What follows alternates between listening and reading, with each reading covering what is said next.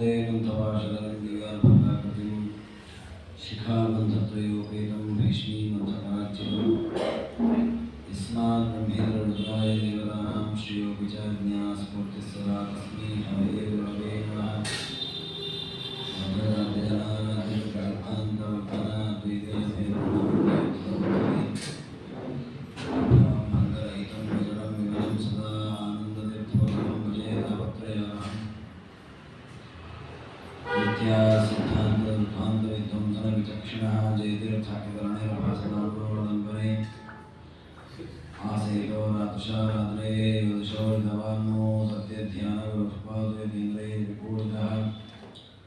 ब्रह्मचर्य हरिप्रीति सुविद्या बालशालिनः इष्टदान कष्टहर्तृन्नः विद्यामान्यान् पादौलिपर्यन्तं ऋणामाकृतिं स्मरेत् तेन विघ्नाः प्रणश्यन्ति सिद्ध्यन्ति च मनोरथाः। श्रीगुरुभ्यो नमः। हरि ओं हरि ओं हरि ओं। यतो भूतानि जायन्ते येन जीवन्ति तानि वायो हन्ति मोक्षदस्तेषां तं विष्णुं प्रणमाम्यहम्। ವೇದವ್ಯಾಸದೇವರು ವಿಷ್ಣುರಹಸ್ಯದ ಆರಂಭದಲ್ಲಿ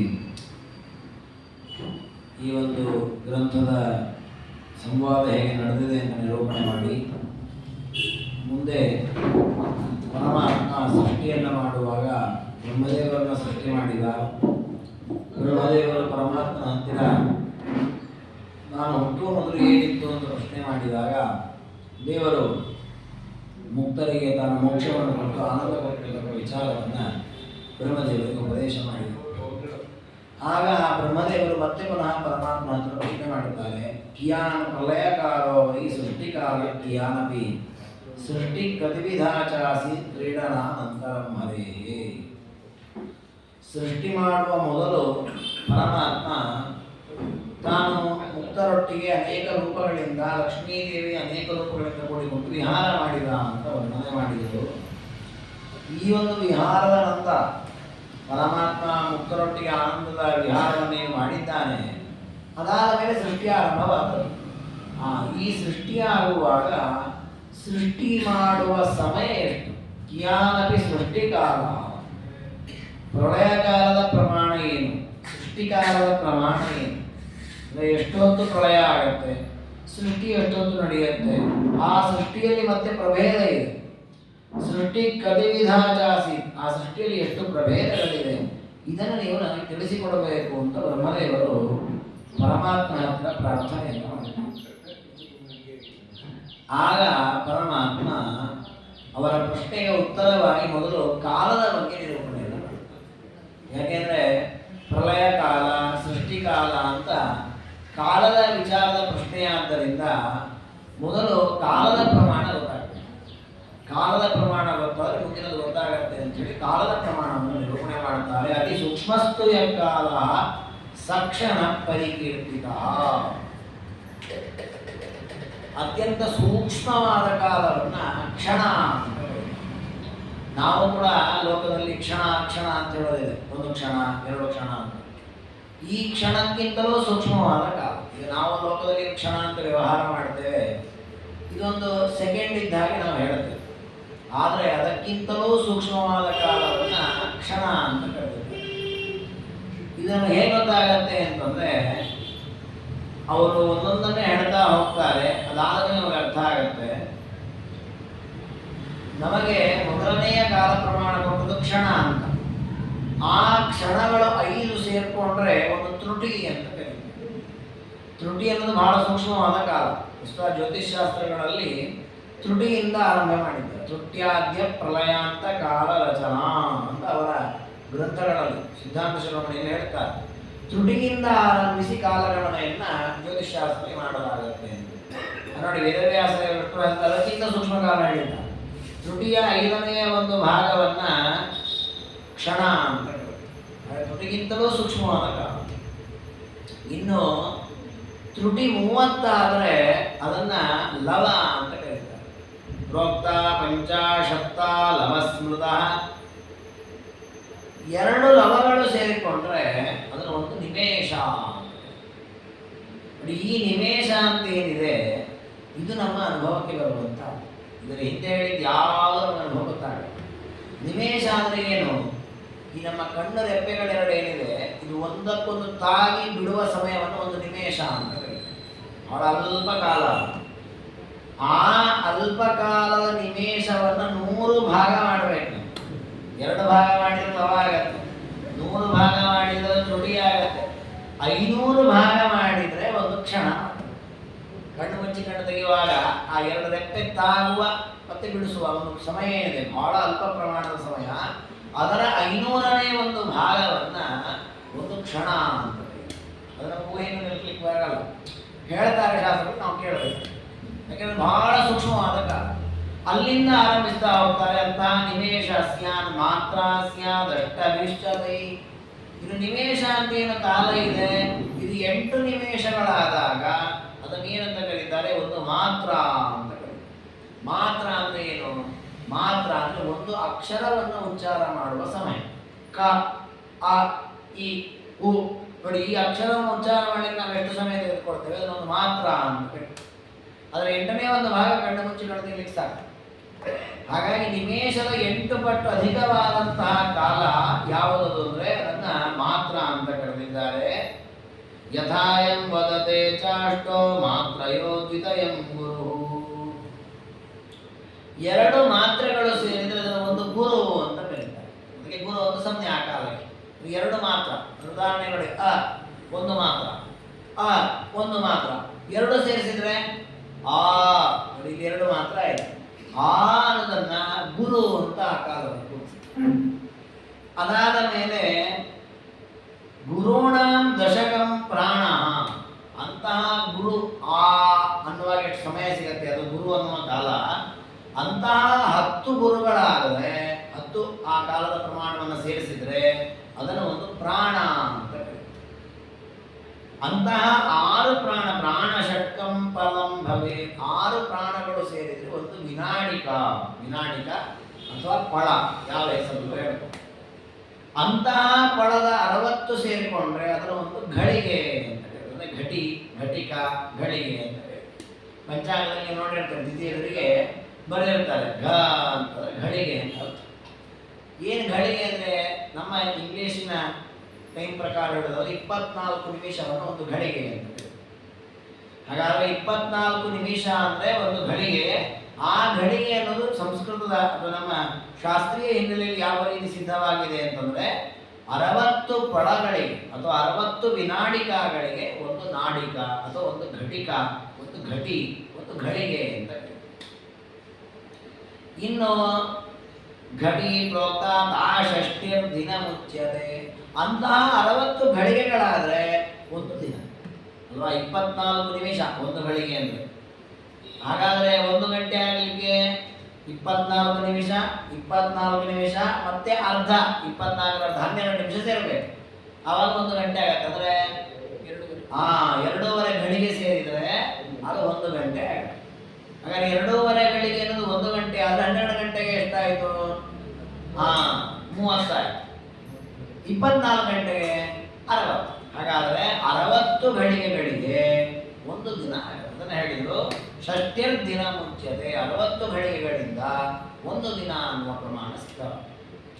ಇಂತಹ ದಿನಗಳು 30 ಆದರೆ 30 ಘಟಿ ಪೂರ್ವ ದಿವಾರಾತ್ರಿಸ್ತದಾ ಪದ ದಿನ 15 ಪಕ್ಷ ತೌದೋ ಮಾಸಸ್ತು ತದ್ವಯಂ. ಇಂತಹ ದಿನಗಳು 30 ಆದದನ್ನ ಒಂದು ಮಾಸ ಅಂತ ಕರೀತಾರೆ. ಅದರಲ್ಲಿಯೂ ಕೂಡ ಮತ್ತೆ 15 ದಿನವನ್ನು ಶುಕ್ಲ ಪಕ್ಷ, 15 ದಿನವನ್ನು ಕೃಷ್ಣ ಪಕ್ಷ ಅಂತ ಕರೀತಾರೆ. 2 ಪಕ್ಷಗಳಾಗುತ್ತೆ. ಆ 2 ಪಕ್ಷಗಳು ಸೇರಿದರೆ ಒಂದು ಮಾಸ ಅಂತ ಕರೀತಾರೆ. ಅಂತಹ 2 ಮಾಸಗಳು ಸೇರಿದರೆ ಒಂದು ಋತು ಆಗತ್ತೆ.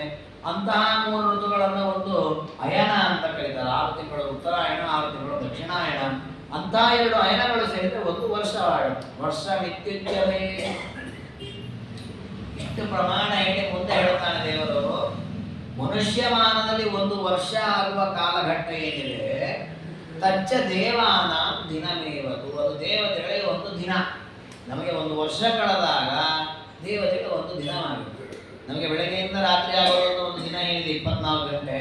ಹಾಗೆ ದೇವತೆಗಳಿಗೆ 24 ಗಂಟೆ ಆಗೋದು ಯಾವಾಗ ಅಂದರೆ ಒಂದು ವರ್ಷ ನಮ್ದು ಕಳಿಬೇಕು.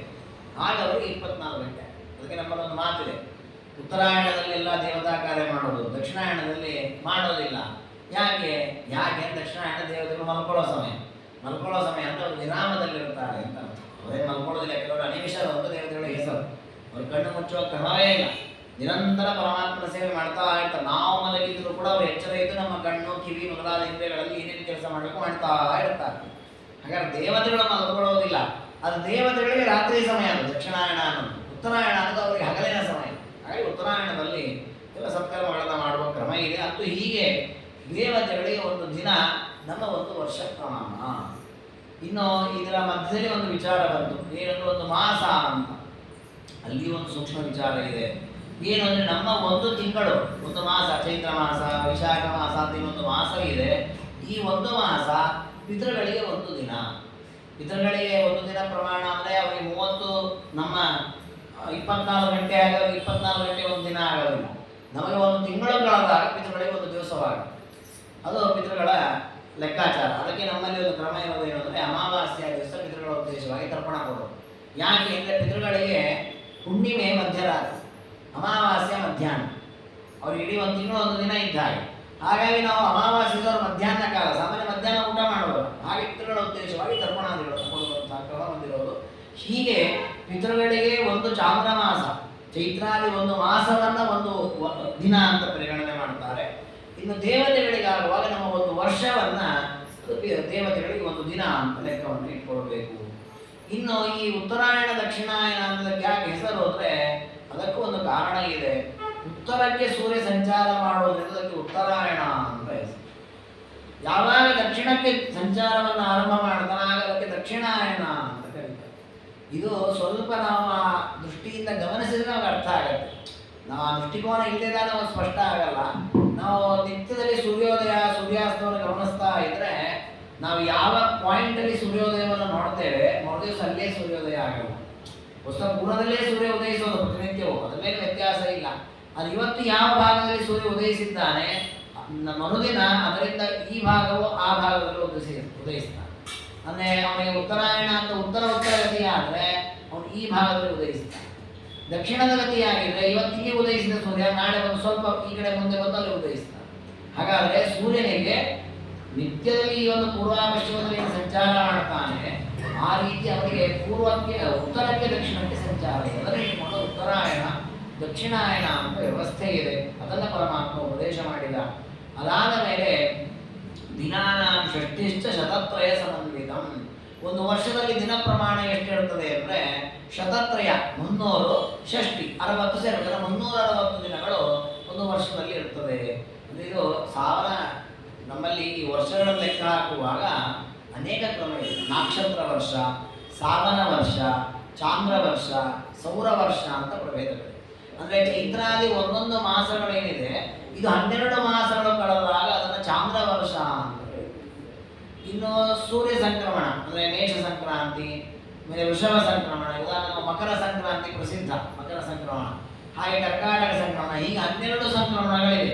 ಅಂದರೆ ಸೂರ್ಯ ಒಂದೊಂದು ರಾಶಿಯಲ್ಲಿ ಸಂಚಾರ ಮಾಡುವ ಅವಧಿ. ಆ 12 ರಾಶಿಗಳಲ್ಲಿ ಸಂಚಾರ ಮಾಡುವಾಗ ಆ 12 ರಾಶಿಯ ಹೆಸರಿನಿಂದಲೇ ಮಾಸ ಅಂತ ಕರೀತಾರೆ. ಅಂದರೆ ಮಕರ ರಾಶಿಯಲ್ಲಿ ಸೂರ್ಯ ಸಂಚಾರ ಮಾಡುವಾಗ ಮಕರ ಮಾಸ, ಅಂದರೆ ಇದು ಚಾಂದ್ರ ಮಾಸವೇ, ಸೌರ ಮಾಸ ಅಂತ ಕರೀತಾರೆ. ಈ ರೀತಿಯಲ್ಲಿ 12 ವರ್ಷಗಳ ಲೆಕ್ಕ ಏನು, 12 ತಿಂಗಳುಗಳ ಲೆಕ್ಕ ಏನಿದೆ ಅದನ್ನು ಸೌರ ವರ್ಷ ಅಂತ ಕರೀತಾರೆ. ಇನ್ನು ಸೂರ್ಯ ಉದಯಿಸಿದ ಅಸ್ತಮಿಸಿದ, ಉದಯಿಸಿದ ಅಸ್ತಮಿಸಿದ, ಈ ರೀತಿ 360 ಆಗಿಬಿಡುತ್ತೆ. ಅದು ಎಷ್ಟು ಅಂತ ತಿಂಗಳು ಅದರ ಲೆಕ್ಕ ಇಲ್ಲ, ದಿನ ಲೆಕ್ಕ ಇಡ್ತಾ ಹೋಗೋದು. ಒಂದು ಇವತ್ತು ಸೂರ್ಯೋದಯ ಸೂರ್ಯಾಸ್ತ ಆಯ್ತಾ ಒಂದು ದಿನ, ನಾಳೆ ಒಂದು ಸೂರ್ಯೋದಯ ಸೂರ್ಯಾಸ್ತ ಆಯ್ತಾ 2 ದಿನ, ಈ ಲೆಕ್ಕ ಆಗ್ತಾ 360 ಆದರೆ ಅದನ್ನು ಒಂದು ವರ್ಷ ಅಂತ ಕರೀತಾರೆ, ಸಾವನ ವರ್ಷ ಅಂತ ಕರೀತಾರೆ. ಅಂದರೆ ನಿಮಗೆ ಅಮಾವಾಸ್ಯ ಹುಣ್ಣಿಮೆ ಯಾವುದು ಸಂಬಂಧ ಇಲ್ಲ, ಸಂಕ್ರಮಣ ಯಾವುದು ಸಂಬಂಧ ಇಲ್ಲ, ಕೇವಲ ಸೂರ್ಯ ಉದಯಿಸೋದು ಅಸ್ತಮಿಸೋದು ಅದನ್ನು ನೋಡೋದು, ಅದು ಒಂದು ದಿನ ಅಂತ ಲೆಕ್ಕ ಇಟ್ಕೊಂಡು ಈ ರೀತಿ 360 ದಿನಗಳನ್ನು ಲೆಕ್ಕ ಹಾಕುವುದನ್ನು ಸಾವನ ವರ್ಷ ಅಂತ ಕರೀತಾರೆ. ಹೀಗೆ ಅನೇಕ ರೀತಿಯ ವರ್ಷಗಳ ಪ್ರಭೇದವನ್ನು ಪರಮಾತ್ಮ ತಿಳಿಸಿದ್ದಾನೆ. ಇಂತಹ ಸೌರ ವರ್ಷಗಳು ಅಥವಾ ಸಾವನ ವರ್ಷಗಳು ಅಂತ ಹೇಳಿದ್ರೆ ಇದು ಒಂದು ವರ್ಷವಾದಾಗ ದೇವತೆಗಳಿಗೆ ಒಂದು ದಿನವಾಗತ್ತೆ ಅಂತ ಹೇಳಿ ಮುಂದೆ ಏನು ಹೇಳ್ತಾನೆ ಪರಮಾತ್ಮ ಅಂದರೆ ಈ 4 ಯುಗಗಳು ಅಂತ ಇದೆ. ಕೃತಯುಗ, ತ್ರೇತಾಯುಗ, ದ್ವಾಪರಯುಗ, ಕಲಿಯುಗ, ಅದರ ಪ್ರಮಾಣವನ್ನು ಹೇಳ್ತಾನೆ. 8 ಶತಾನಿ ವರ್ಷಾಣ ಮಾದಾವಂತೆ ಚ ಪಾದವಿಹೀನಂತೂ ತ್ರೇತಾಯುಗಂ ಇದೀರ್ಯತೆ. ಕೃತಯುಗದ ಪ್ರಮಾಣ ಎಷ್ಟು ಅಂದರೆ 4000 ವರ್ಷ. 4000 ವರ್ಷ ಅಂದರೆ ಯಾವುದು? ನಮ್ಮ ಲೆಕ್ಕದಲ್ಲಿ 1000 ವರ್ಷ ಅಲ್ಲ.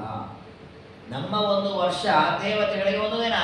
ಹಾಗಾದ್ರೆ ದೇವಮಾನ ಲೆಕ್ಕದಲ್ಲಿ 4000 ವರ್ಷ ಅದು ಕೃತಯುಗದ ಪ್ರಮಾಣ. ಅಂದರೆ ನಾವು 4000 ಗುಣಿಸು 360 ಮಾಡಬೇಕು.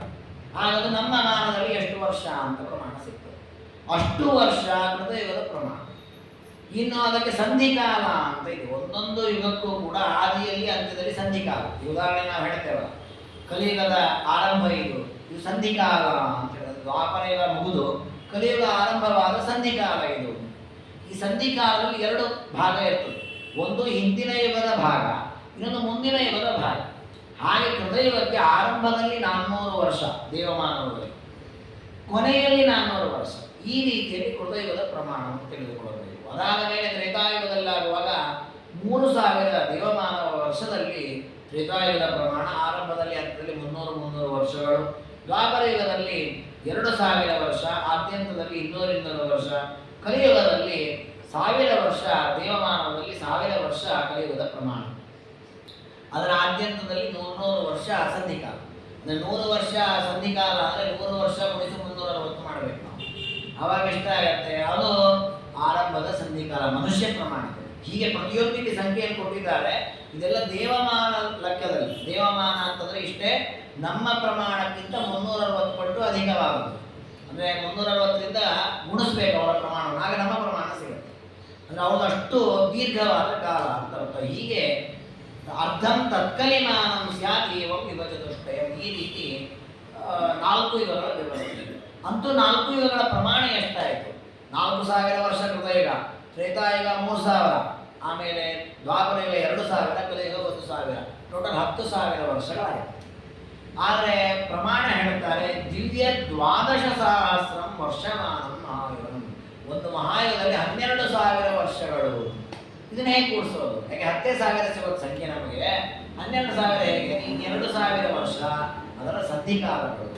ಯಾಕೆಂದರೆ ಕೃತಯುಗದಲ್ಲಿ 800 ವರ್ಷ, ತ್ರೇತಾಯುಗದಲ್ಲಿ 600 ವರ್ಷ, ದ್ವಾಪರ ಯುಗದಲ್ಲಿ 400 ವರ್ಷ, ಕಲಿಯುಗದಲ್ಲಿ 200 ವರ್ಷ. ಇದನ್ನು ಕೂಡಿಸಿದರೆ ನಿಮಗೆ 2,000 ಸಂಖ್ಯೆ ಸಿಗುತ್ತೆ. ಹಾಗಾಗಿ 10,000 2,000 ಸೇರಿಸಿದರೆ 12,000. ಈಗ 12,000 ದೇವ ಲೆಕ್ಕದಲ್ಲಿ, ದೇವಮಾನದ ಪ್ರಮಾಣದಲ್ಲಿ 12,000 ವರ್ಷ 4 ಯುಗದ ಪ್ರಮಾಣವಾಗುತ್ತೆ. ಇಂತಹ 4 ಯುಗಗಳೇನಿದೆ, ಇದು 71 ಬಾರಿ ತಿರುಗಬೇಕು. ಕೃತಯುಗ, ತ್ರೇತಾಯುಗ, ದ್ವಾಪರ ಯುಗ, ಕಲಿಯುಗ. ಇದು 1ನೇ ಸಲ ಆಯಿತು, 2ನೇ ಸಲ, 3ನೇ ಸಲ, 4ನೇ ಸಲ, ಹೀಗೆ 71 ಬಾರಿ ಆದಾಗ ಒಂದು ಮನ್ವಂತರವಾಗುತ್ತೆ. ಸೈಕೈಯೈ ವಾಂತರಂ ಮನೋಹ. ಒಂದೊಂದು ಮನುವಿನ ಕಾಲದಲ್ಲಿ 71 ಮಹಾಯುಗಗಳಾಗುತ್ತೆ. ಹಾಗಾದರೆ ಬ್ರಹ್ಮದೇವರ ಮುಂದೆ ಬರತ್ತು ದಿನದ ಪ್ರಮಾಣ ಅಂತ. ಸ್ವಯಂಭವನು, ಸ್ವಾರೋಚಿಷ ಅಂತ ಒಬ್ಬೊಬ್ಬ ಮನುವಿನ ಆಡಳಿತ ಅವಸ್ಥೆಯಲ್ಲಿ ಎಷ್ಟು ಅವಧಿಯ ಹೊರತು ಸಮಯ ಎಷ್ಟು ಅಂತಂದರೆ ಮಹಾಯುಗಗಳು 71 ಬಾರಿ ಆಗುತ್ತೆ. ನೋಡಿ, ಒಂದೊಂದು ಯುಗಗಳಲ್ಲಿ ಕಲಿಯುಗದಲ್ಲಿ 1,00,000 ವರ್ಷ ಇದೆ ಮನುಷ್ಯ ಪ್ರಮಾಣ. ಬರೀ ಕಲಿಯುಗದಲ್ಲಿ 4.25 ಲಕ್ಷ ವರ್ಷ ಇದೆ. ತ್ರೇತಾಯುಗ ಆದರೆ ಡಬಲ್. ತ್ರೇತಾಯುಗ, ದ್ವಾಪರಯುಗ, ತ್ರೇತಾಯುಗ ಆದರೆ 3 ಪಟ್ಟು, ಕಲಿಯುಗ ಆದರೆ ಕೃತಯುಗ ಆದರೆ 4 ಪಟ್ಟು. ಇದಿಷ್ಟೋ ಪ್ರಮಾಣ ಸುಮಾರು ನಮಗೆ 43 ಲಕ್ಷ ವರ್ಷ ಒಂದು ಮಹಾಯುಗದ ಪ್ರಮಾಣ. ಇಂಥದ್ದು 71 ಮಹಾಯುಗ ಅಂತಂದ್ರೆ ಎಷ್ಟು ದೊಡ್ಡ ಕಾಲ. ಅಷ್ಟು ದೊಡ್ಡ ಕಾಲದ ಆಧಿಪತ್ಯ ಒಂದೊಂದು ಮನವಿಗೂ ಇದೆ. ಸ್ವಯಂಭವನು, ಸ್ವಾರೋಚಿಷಮನು, ದೈವತ ಎಲ್ಲ ಮನಗಳಿಗೂ ಕೂಡ 71 ಮಹಾಯುಗಗಳ ಕಾಲದಷ್ಟು ಅಧಿಕಾರ ಇದೆ. ಇಂತಹ ಮನಗಳು 14 ಜನ ಇದ್ದಾರೆ. ಸಂಧ್ಯಾ ಕೃತ್ಯೋನ್ವಿತ ಏಕ ಸ್ಯಾತ್ ಕಲ್ಪಾದೌಚ ದೈತಕ. ಇನ್ನು ಈ ಒಂದು ಏನು ಮನುಗಳ ಅವಧಿಗಳಿದೆ, ಮನ್ವಂತರ ಅಂತ ಕರೀತಾರೆ. ಈ ಮನ್ವಂತರದ ಆದ್ಯಂತದಲ್ಲಿಯೂ ಸಂಧಿಕಾಲ ಇದೆ. ಹೇಗೆ ಒಂದೊಂದು ಯುಗಗಳ ಆದ್ಯಂತದಲ್ಲಿ ಸಂಧಿಕಾಲ ಇದೆಯೋ ಹಾಗೆ ಮನ್ವಂತರದ ಆದಿಯಲ್ಲಿ ಕೊನೆ ಇದೆ. ಸ್ವಯಂಭವನ ಮನ್ವಂತರ ಆರಂಭ ಆಗುವಾಗ ಒಂದು ಸಂಧಿಕಾಲ, ಸ್ವಯಂಭವನ ಮುಗಿದ ಮೇಲೆ ಅವನ ಮನ್ವಂತರ ಪೂರ್ಣ 71 ಮಹಾಯುಗಗಳು ಮುಗಿದ ಮೇಲೆ ಮತ್ತೊಂದು ಸಂಧಿಕಾಲ. ಈ ರೀತಿಯಲ್ಲಿ ಪ್ರತಿಯೊಂದು ಮನ್ವಂತರದ ಆದ್ಯಂತದಲ್ಲಿ ಸಂಧಿಕಾಲ ಇದೆ. ಈ ರೀತಿ ಎಷ್ಟಾಯ್ತು? ಹಾಗಾದ್ರೆ 14 ಮನ್ವಂತರ ಅಂದರೆ 14 ಸಂಧಿಕಾಲಗಳು. ಆರಂಭದಲ್ಲಿ ಒಂದು ಸಂಧಿ, ಮೊದಲಿಗೆ ಆ ಸಂಧಿಕಾಲ, ಆಮೇಲೆ ಒಂದು ಮನ್ವಂತರ, ಅದರ ಸಂಧಿಕಾಲ, ಆನಂತರ ಮುಂದಿನ ಸಂಧಿಕಾಲ. ಹೀಗೆ 14ಕ್ಕೆ 14 ಆರಂಭದಲ್ಲಿ ಒಂದು ಒಟ್ಟು 15 ಸಂಧಿಕಾಲಗಳನ್ನು ಇಟ್ಕೊಳ್ಬೇಕು. ಈ ರೀತಿ ಆ 15 ಸಂಧಿಕಾಲಗಳ ಪ್ರಮಾಣ ಏನು? ಈಗ ಇದಕ್ಕಾಗುವಾಗ ಮಹಾಯುಗಗಳಲ್ಲಾಗುವಾಗ ಕೃತಯುಗಕ್ಕಾಗುವಾಗ 400 ವರ್ಷ ಅಂದರು, ತ್ರೇತಾಯುಗಕ್ಕಾಗುವಾಗ 300 ವರ್ಷ ಅಂದರು, ದ್ವಾಪರಕ್ಕೆ 200 ಹಾಗೆ ಒಂದು ಮನ್ವಂತರ ಕಳೆದು ಇನ್ನೊಂದು ಮನ್ವಂತರ ಆಗುವಾಗ ಸಂಧಿಕಾಲ ಎಷ್ಟು ಅಂದರೆ ಅದು ಕೃತಯುಗದ ಪ್ರಮಾಣ. ಅಂದರೆ 400 ವರ್ಷದ ಪ್ರಮಾಣದಲ್ಲಿ ಸಂಧಿಕಾಲವನ್ನು ಇಟ್ಕೊಳ್ಬೇಕು. ಈ ರೀತಿ 15 ಸಂಧಿಕಾಲಗಳು ಒಟ್ಟು ಟೋಟಲ್ ಆಗಿ ಎಷ್ಟಾಯ್ತು ಹಾಗಾದರೆ? ಒಂದೊಂದು ಮನ್ವಂತರದಲ್ಲಿ 71 ಮಹಾಯುಗ, 14 ಮನ್ವಂತರಗಳಾಗುವಾಗ 71 ಗುಣಿಸು 14 ಮಾಡಿದರೆ 994 ಸಂಖ್ಯೆ ಸಿಗ್ತದೆ. 994 ಮಹಾಯುಗಗಳು ಆವೃತ್ತಿಯಾಗಿರುತ್ತೆ. ಒಂದೊಂದು ಮನ್ವಂತರ ಕಳೆದು 14 ಮನ್ವಂತರ ಆಗುವಾಗ. ಅದರ ಜೊತೆಗೆ ಮಧ್ಯ ಮಧ್ಯದಲ್ಲಿ ಸಂಧಿಕಾಲ ಇದೆ. ಸಂಧಿಕಾಲ ಕೃತಯುಗದ ಸಂಧಿ ಎಷ್ಟು? 400 ವರ್ಷ. ಆದ್ದರಿಂದ 15 ಸಂಧಿಕಾಲಗಳನ್ನು 400 ವರ್ಷವನ್ನು ನೀವು ಲೆಕ್ಕ ಹಾಕಿದರೆ ಅದು 6 ಮಹಾಯುಗಗಳಷ್ಟು ಸಿಗ್ತದೆ. ಅಂದರೆ 400 ವರ್ಷ ಯಾವುದು ಸಂಧಿಕಾಲದ ಪ್ರಮಾಣ ಒಂದು. ಅಂಥ 400 ವರ್ಷ ಗುಣಿಸು 15 ಮಾಡಿದಾಗ ನಿಮಗದು 12,000 ವರ್ಷದ ಪ್ರಮಾಣ ಸಿಗ್ತದೆ. ಅಂದರೆ ಅಂಥ ತಾರ ಆಗುತ್ತೆ. ಆರಾಯಿತು ಅಂದ್ರೆ ಅರ್ಥ ಏನು? 6 ಮಹಾಯುಗದ ಪ್ರಮಾಣ ಅಂತ ಅರ್ಥ. ಹಾಗಾದರೆ 994 ಪ್ಲಸ್ 6 ಈ ಎಷ್ಟು ಸೇರಿದ್ರೆ 1,000 ಮಹಾಯುಗ ಅಂತ ಆಗುತ್ತೆ. ಅಂದರೆ ಒಂದು ಬಾರಿ 14 ಮನ್ವಂತರಗಳು ಆವೃತ್ತಿಯಾಗಿ ಮುಗಿಯುವಾಗ 1,000 ಮಹಾಯುಗಗಳು ಕಳೆದಿರ್ತವೆ. ಇದನ್ನೇ ಕೃಷ್ಣ ಪರಮಾತ್ಮ ಗೀತೆಯಲ್ಲಿ ಹೇಳಿದರು. ಸಹಸ್ರಯುಗ ಪರ್ಯಂತಂ.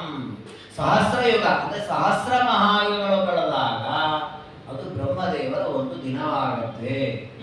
ಅಂದರೆ ಒಂದು ಬ್ರಹ್ಮದೇವರ ಹಗಲಿನಲ್ಲಿ ಇಡೀ ದಿನ ಅಲ್ಲ, ಅದು ಪರಿಪೂರ್ಣ ದಿನ ಅಲ್ಲ. ಬೆಳಿಗ್ಗೆ ಸೂರ್ಯೋದಯದಿಂದ ಸೂರ್ಯಾಸ್ತ ದಿನ ಅಂತ ಹೇಳ್ತೀವ. ಆಮೇಲೆ ಇದು ರಾತ್ರಿ ಭಾಗ. ಆ ಹಗಲಿನ ಭಾಗ ಏನಿದೆ 12 ತಾಸು ಅನ್ನೋದವರ ಅವಧಿ 1,000 ಮಹಾಯುಗದ ಪ್ರಮಾಣ ಅವರ ಅವಧಿ. ಅದನ್ನು ಹೇಳಿದ್ರು. ಪಿತಾಮಹ ದಿನಂ ತ್ವೇತತ್ ಕೃತೈವಂ ಜಾಯತೆ ಯತ್ತನ್ನ ಮಹಾಯುಗ ಸಹಸ್ರಕಂ. ಹೀಗೆ 1,000 ಮಹಾಯುಗಗಳು ಕಳೆದಾಗ ಅದು ಬ್ರಹ್ಮದೇವರಿಗೆ ಒಂದು ಹಗಲಾಗತ್ತೆ. ತಾವತಿ ರಾತ್ರಿ ರೇವಹಿ, ಅಷ್ಟೇ ಪ್ರಮಾಣದ ರಾತ್ರಿ ಇದೆ. ಅಂದರೆ ಒಂದು ಬ್ರಹ್ಮದೇವರ ಇಡೀ ದಿನ 24 ಗಂಟೆ ಅಂದರೆ 2,000 ಮಹಾಯುಗಗಳು. ಇದನ್ನೇ ಕೃಷ್ಣ ಪರಮಾತ್ಮ ಗೀತೆಯಲ್ಲಿ ಹೇಳಿದ್ದು. ಇದನ್ನೇ ಭಾಗವತವೂ ಹೇಳಿದೆ, ಕೃಷ್ಣ ರಹಸ್ಯವು ತಿಳಿಸಿದೆ. ಅಂದರೆ ಬ್ರಹ್ಮದೇವರ ಕಾಲ ಎಷ್ಟು ದೊಡ್ಡದು ಅಂತ ನಾವು ತಿಳ್ಕೊಳ್ಬೇಕು. ಯಾಕಂದರೆ ಕಾಲವನ್ನು ಎಷ್ಟು ಅಲ್ಪದಿಂದ ಆರಂಭ ಮಾಡಿದ್ದಾರೆ. ಕ್ಷಣದಿಂದ ಆರಂಭಿಸಿ ಬ್ರಹ್ಮದೇವರ ಕಾಲ ಪರ್ಯಂತ ಎಷ್ಟು ವಿಸ್ತಾರವಾಗಿ ಕಾಲ ಬೆಳೆದುಕೊಂಡು ಹೋಗಿದೆ. ಸಹಿ ಕಲ್ಪ ಇತಿ ಪ್ರೋಕ್ತ ತಚ್ಚತತ್ರಯ ಷಷ್ಟಿಕಂ. ಹೀಗೆ ಬ್ರಹ್ಮದೇವರ ಒಂದು ದಿನವನ್ನು ಒಂದು ಕಲ್ಪ ಅಂತ ಕರೀತಾರೆ. ಅಂತಹ ಬ್ರಹ್ಮದೇವರ ದಿನ 360 ದಿನಗಳಾದಾಗ ಅವರಿಗೆ ಒಂದು ವರ್ಷವಾಗುತ್ತೆ. ಅಂತಹದ್ದು 100 ವರ್ಷ ಬ್ರಹ್ಮದೇವರ ಆಯುರ್ ವರ್ಷಂ ಬ್ರಹ್ಮಮಿತಿ ಪ್ರೋಕ್ತಂ ತಚ್ಚತಂ ಪರಮುಚ್ಯತೆ. ಹಾಗಾದರೆ ಪರಕಾಲ ಅಂತಂದ್ರೆ ಏನು ಅಂದರೆ ಬ್ರಹ್ಮದೇವರ 100 ವರ್ಷದ ಪ್ರಮಾಣ ಕೊನೆಯಾಗುವ ಕಾಲ. ಯಾಕೆ ಬ್ರಹ್ಮದೇವರ ಕಾಲವನ್ನ ಬ್ರಾಹ್ಮಕಾಲ ಅಂತ ಕರೆದು ಅದಕ್ಕೆ ಪರ ಅಂತ ಹೆಸರು. ಯಾಕೆ ಅಂದರೆ ಅದಕ್ಕಿಂತ ದೊಡ್ಡ ಕಾಲವೇ ಇನ್ನೊಂದಿಲ್ಲ. ಅಷ್ಟು ದೊಡ್ಡ ಕಾಲ. ದೇವತೆಗಳ ಕಾಲ, ಋಷಿಗಳ ಕಾಲ, ಪಿತೃಗಳ ಕಾಲ, ಮನುಷ್ಯರ ಕಾಲ, ಇದೆಲ್ಲವನ್ನು ಮೀರಿ ಬ್ರಹ್ಮದೇವರ ಕಾಲ ಇದೆ. ಹಾಗಾಗಿ ಅದನ್ನು ಪರಕಾಲ ಅಂತ ಕರೆದಿದ್ದಾರೆ. ಅಂತಹ 100 ವರ್ಷದ ಬ್ರಹ್ಮದೇವರ ಆಯುರ್ಮಾನ ಏನಿದೆ ಅದರ ಅರ್ಧಕ್ಕೆ ಪರಾರ್ಧ ಅಂತ ಹೆಸರು. ತದರ್ಥಂತ ಪರಾರ್ಧ ಸ್ಯಾತ್ 50 ಬ್ರಹ್ಮವರ್ಷಕಂ. 100 ವರ್ಷದ ಪರಮಾಯುಷ್ಯ ಬ್ರಹ್ಮದೇವರ ದೀರ್ಘವಾದ ಆಯುಷ್ಯ, ಅದರ ಅರ್ಧ ಏನಿದೆ ಇದನ್ನ ಪರಾರ್ಧ ಅಂತ ಕರೀತಾರೆ. ಈ ಅರ್ಧ 100 ವರ್ಷದ ಬ್ರಹ್ಮದೇವರ ಆಯುರ್ಮಾನ ಅಂದರೆ 50 ವರ್ಷ ಕಳೆದ ಮೇಲೆ ನಾವೆಲ್ಲ ಇವತ್ತು ಸೃಷ್ಟಿಗೆ ಬಂದಿರುವಂಥ. ಅದಕ್ಕೆ ನಾವು ದ್ವಿತೀಯ ಪರಾರ್ಥ ಎಂದು ಸಂಕಲ್ಪದಲ್ಲಿ ಹೇಳುವಂಥ. ಯಾಕೆ ನಾವೆಲ್ಲ ಈಗ ಬಂದದ್ದು ಅಂದರೆ ಬ್ರಹ್ಮದೇವರು 50 ವರ್ಷ ಆಗಿ ಹೋಗಿದೆ, 51ನೇ ವರ್ಷದಲ್ಲಿದ್ದಾರೆ, ನಾವು ಈಗ ಬಂದಿದ್ದೇವೆ. ಅಂದರೆ 50 ವರ್ಷಗಳ ಕಾಲ ಬ್ರಹ್ಮದೇವರೊಬ್ಬರೇ ಸಾಧನೆ ಮಾಡಿಕೊಂಡದ್ದು. ಅವ್ರದ್ದು ಕೆಲವು ದೇವರುಗಳು ಮಾಡಿದ್ದಾರೆ. ಅದರ ಮುಂದೆ ಹೇಳ್ತಾರೆ ಆ 50 ವರ್ಷ ಯಾವ ರೀತಿ ವಿನಿಯೋಗ ಆಯಿತು ಅಂತ. ಸರಿ, ಇಷ್ಟು ದೊಡ್ಡದಾದ ಕಾಲಘಟ್ಟ ಇದಲ್ಲ, ಪರಮಾಯು ಬ್ರಹ್ಮಣಸ್ಯ ತದತೀತೌಚ ತನ್ಮಯ. ಸರಿ, ಇಷ್ಟು ಬ್ರಹ್ಮದೇವರ ಒಂದು ಜೀವಮಾನದ ವರ್ಷ. ಈ ಜೀವಮಾನ ಮುಗಿದ ಮೇಲೆ 100 ವರ್ಷ ಕಳೆದ ಮೇಲೆ ಏನಾಗತ್ತೆ ಅಂದರೆ ಲಯವಾಗತ್ತೆ. ಈ ಜಗತ್ತಿನ ಲಯವಾಗತ್ತೆ. ಪ್ರಳಯ ಪರಸಂಖ್ಯಾಕ ಸಾರ್ಧಂ 12 ವರ್ಷಕಂ. ನೋಡಿ, ಈ ಪ್ರಳಯ ಏನಿದೆ, ಈ ಪ್ರಳಯವು ಕೂಡ ಬ್ರಹ್ಮದೇವರ ಆಯುರ್ಮಾನದಷ್ಟೇ ಪ್ರಮಾಣ. ಅಂದರೆ 100 ವರ್ಷ ಏನು ಬ್ರಹ್ಮದೇವರಿಗೆ ಆಯುಷ್ಯ ಇದೆ, 100 ವರ್ಷ ಪ್ರಳಯವೂ ಆಗುತ್ತೆ. ಏನಿರೋದಿಲ್ಲ 100 ವರ್ಷ, ಬರೀ ಖಾಲಿ ಆದಂಥ. ಅದರ ತಾತ್ಪರ್ಯ ನಾವು ಸಾಧನೆ ಮಾಡಿಕೊಳ್ಳಿಕ್ಕಿರುವ ಅವಕಾಶ ಎಷ್ಟು ಅಲ್ಪ ಇದೆ ಅಂತ ಆಲೋಚನೆ ಮಾಡಬೇಕು ನಾವು. ದೊಡ್ಡದಾದ ಕಾಲಘಟ್ಟ, ಆ ಕಾಲಘಟ್ಟ ಎಷ್ಟು ದೊಡ್ಡ ದೀರ್ಘವಾದ ಕಾಲದಲ್ಲಿ ನಮ್ಮ ಜೀವನ ಎಷ್ಟು ಅಲ್ಪವಾಗಿದೆ ಅಲ್ವಾ? ಯಾಕಂದ್ರೆ ನೋಡಿ, ಒಂದು ಮಹಾಯುಗ ಅಂತ ನೋಡಿದ್ರೆ ಲಕ್ಷ ಲಕ್ಷ ವರ್ಷ ಇದೆ ಅಂತ. ಇದು ಬ್ರಹ್ಮದೇವರ ದಿನದ ಲೆಕ್ಕದಲ್ಲಿ ನೋಡಿದ್ರೆ ನಾವು ಎಷ್ಟು ದೊಡ್ಡದಾದ ಕಾಲ ಇದೆ. ನಮ್ಮ ಪಾತ್ರ ಇರೋದು ಎಷ್ಟು? 100 ವರ್ಷ. ಇದು ಬ್ರಹ್ಮದೇವರ ಲೆಕ್ಕದಲ್ಲಿ ಒಂದು ಕ್ಷಣವೂ ಆಗಲ್ಲ. ಅಷ್ಟು ಅಲ್ಪ ಅವಧಿ ನಮ್ಮ ಜೀವನ. ಈ ಅಲ್ಪವಾದ ಜೀವನದ ಅವಧಿಯಲ್ಲಿ ನಾವು ಸಾಧನೆ ಮಾಡಲಿಲ್ಲ ಅಂದ್ರೆ ಬ್ರಹ್ಮದೇವರು ನೋಡ್ತಾರೆ, ಒಂದು ಕ್ಷಣವೂ ಸಾಧನೆ ಮಾಡಲಿಲ್ಲಲ್ಲ ಅಂದ್ಬಿಟ್ರೆ ಏನು ಪ್ರಯೋಜನ, ನಮ್ಮನ್ನು ನೆಲಕಕ್ಕೆ ಹಾಕಿರ್ತಾರೆ. ಹಾಗಾಗಿ ಒಂದೊಂದು ಕ್ಷಣವೂ ಕೂಡ ಸಾರ್ಥಕವಾದ ಸಾಧನೆಯನ್ನು ಮಾಡಬೇಕು ಅಂತ ಹೇಳೋದಕ್ಕೆ ಈ ಪ್ರಮಾಣವನ್ನು, ಸಂಖ್ಯಾ ಪ್ರಮಾಣವನ್ನು, ಕಾಲದ ಸಂಖ್ಯಾ ಪ್ರಮಾಣವನ್ನು ಹೇಳಿದರು.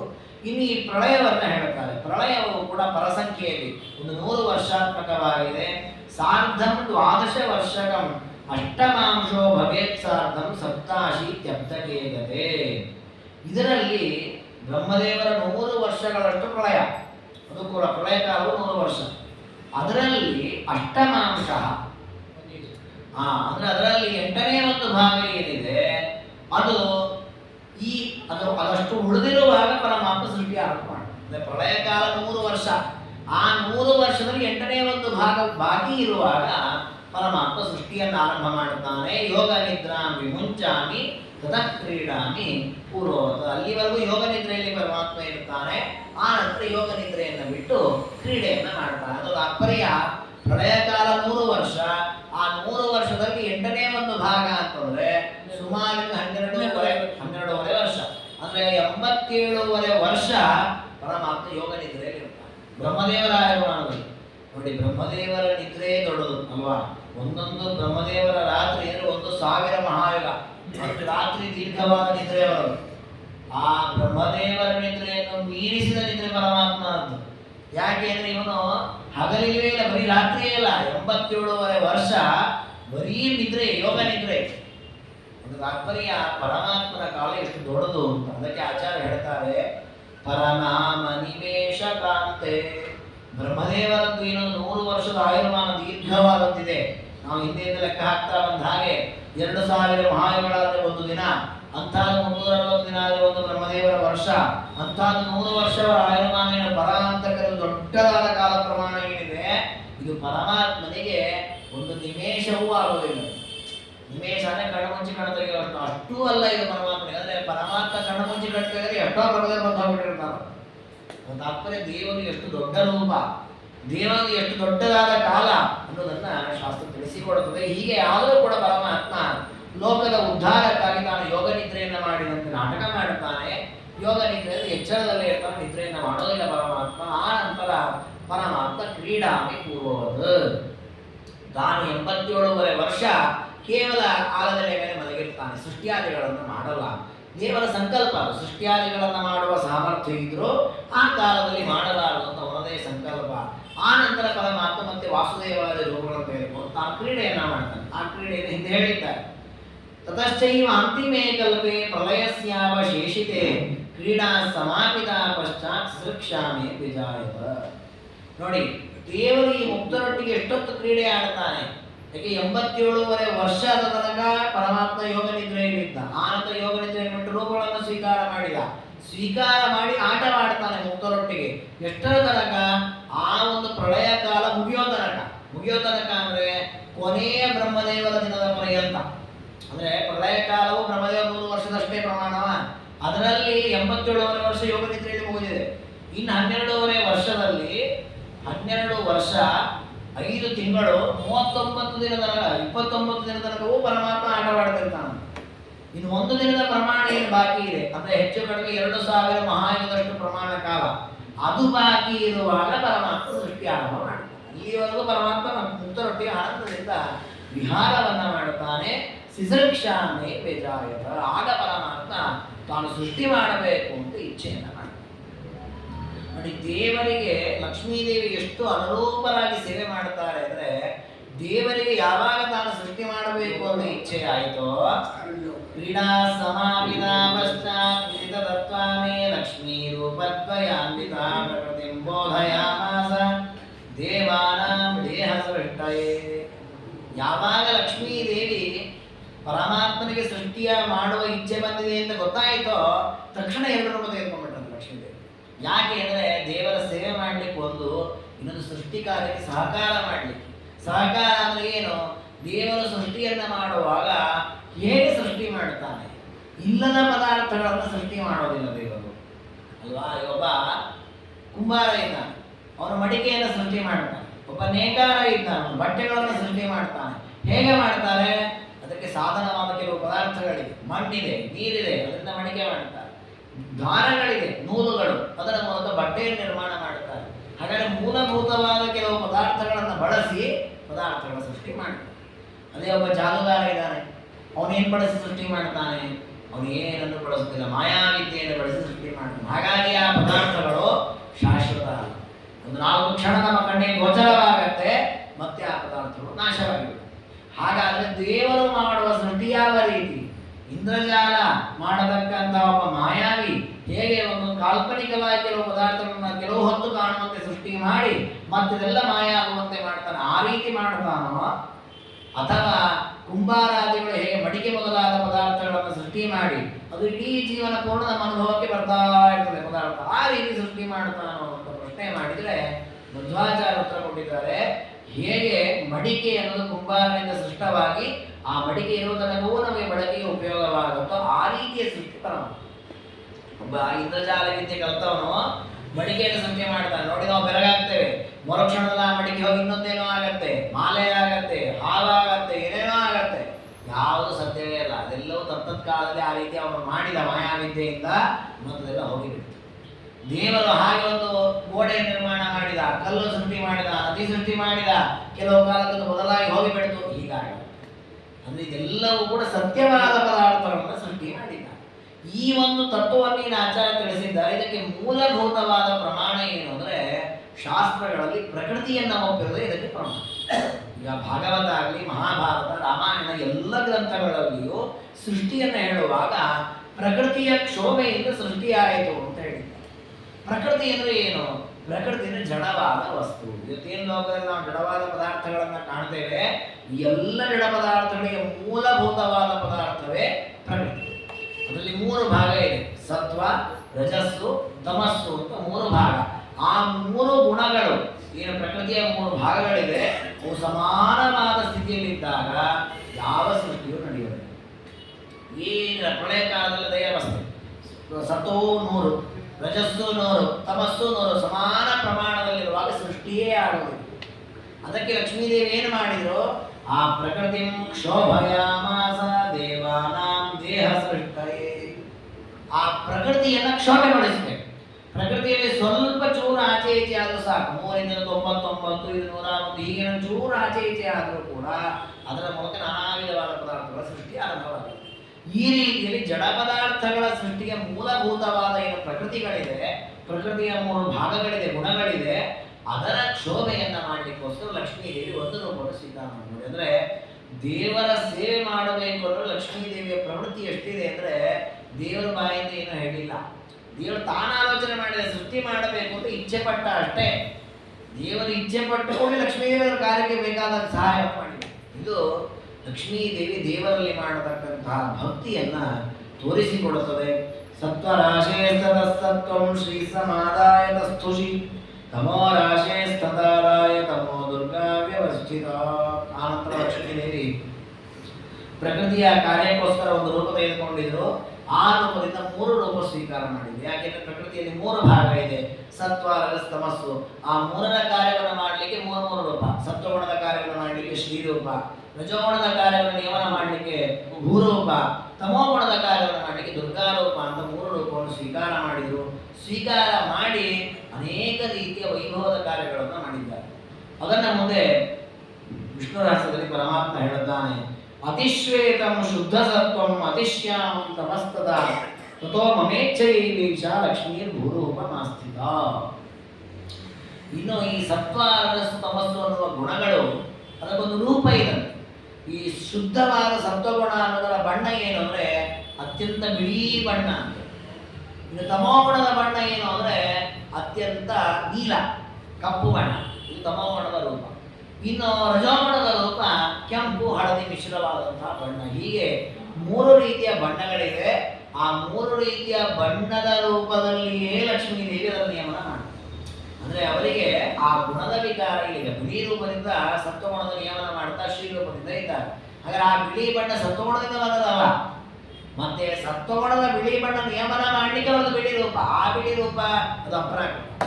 ಹಾಗಾಗಿ ಅವರಲ್ಲಿ ಗುಣದಿಂದಾಗಿ ವಿಕಾರ ಅವರಲ್ಲಿಲ್ಲ, ಅದನ್ನು ನಿಯಮನ ಮಾಡ್ಲಿಕ್ಕೆ ಅವರ ಆ ರೂಪ ತಿಳ್ಕೊಂಡಿರುವ ಪರಮಾತ್ಮನದ್ದು ಕೂಡ ತಂತ್ರಸಾರದಲ್ಲಿ ಆಚಾರ ಹೇಳ್ತಾರೆ, ವಾಸುದೇವಾದಿಕ ಶುಕ್ಲ ರಕ್ತ ಪೀತಾಸಿ ತೋಜ್ವಲ ಅಂತ ಹೇಳಿ ಪರಮಾತ್ಮನ ವಾಸುದೇವಾದಿ ರೂಪಗಳು ರಕ್ತ ಪೀತ ಅಸಿತ ಅಂತ ಬೇರೆ ಬೇರೆ ಬಣ್ಣದಲ್ಲಿದೆ. ಹಾಗಾದ್ರೆ ಪರಮಾತ್ಮನದ್ದು ನೀಲಮೇಘಶ್ಯಾಮ, ನೀಲಮೇಘಶ್ಯಾಮವರ್ಣ ಅಂತ ಹೇಳೋದಿದೆ ಕೃಷ್ಣನನ್ನೆಲ್ಲ, ನೀಲದ ನೀಲ ಭಾಸೆ ಅಂತ.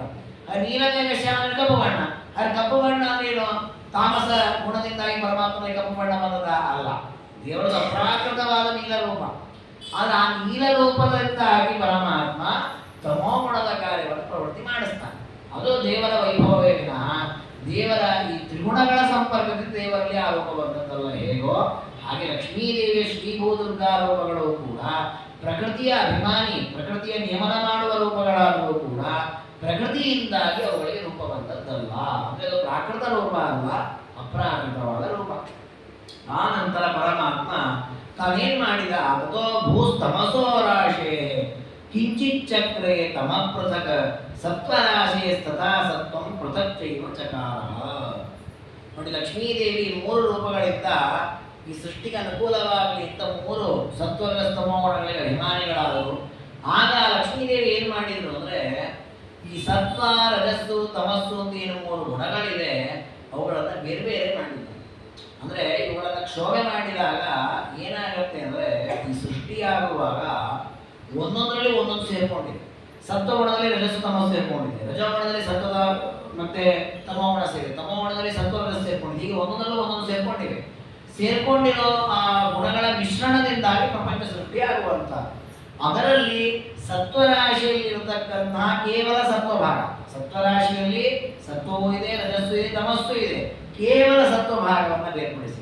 ಅದೇ ರೀತಿ ರಜೋಗುಣದಲ್ಲಿ, ಅದೇ ರೀತಿ ತಮೋಗುಣದಲ್ಲಿ ವಿಲೋಢ ಯಾಮಾಸ ತಮಸ್ಸತ್ವೇ ಸತ್ವಂ ತಮಸ್ಯಪಿ ತತಸ್ತಸ್ಮಾತ್ ಸಮಾದಾಯ ವಿಶ್ರೀಭೂತಾತ್ ಗುಣಾನ್ವಯ.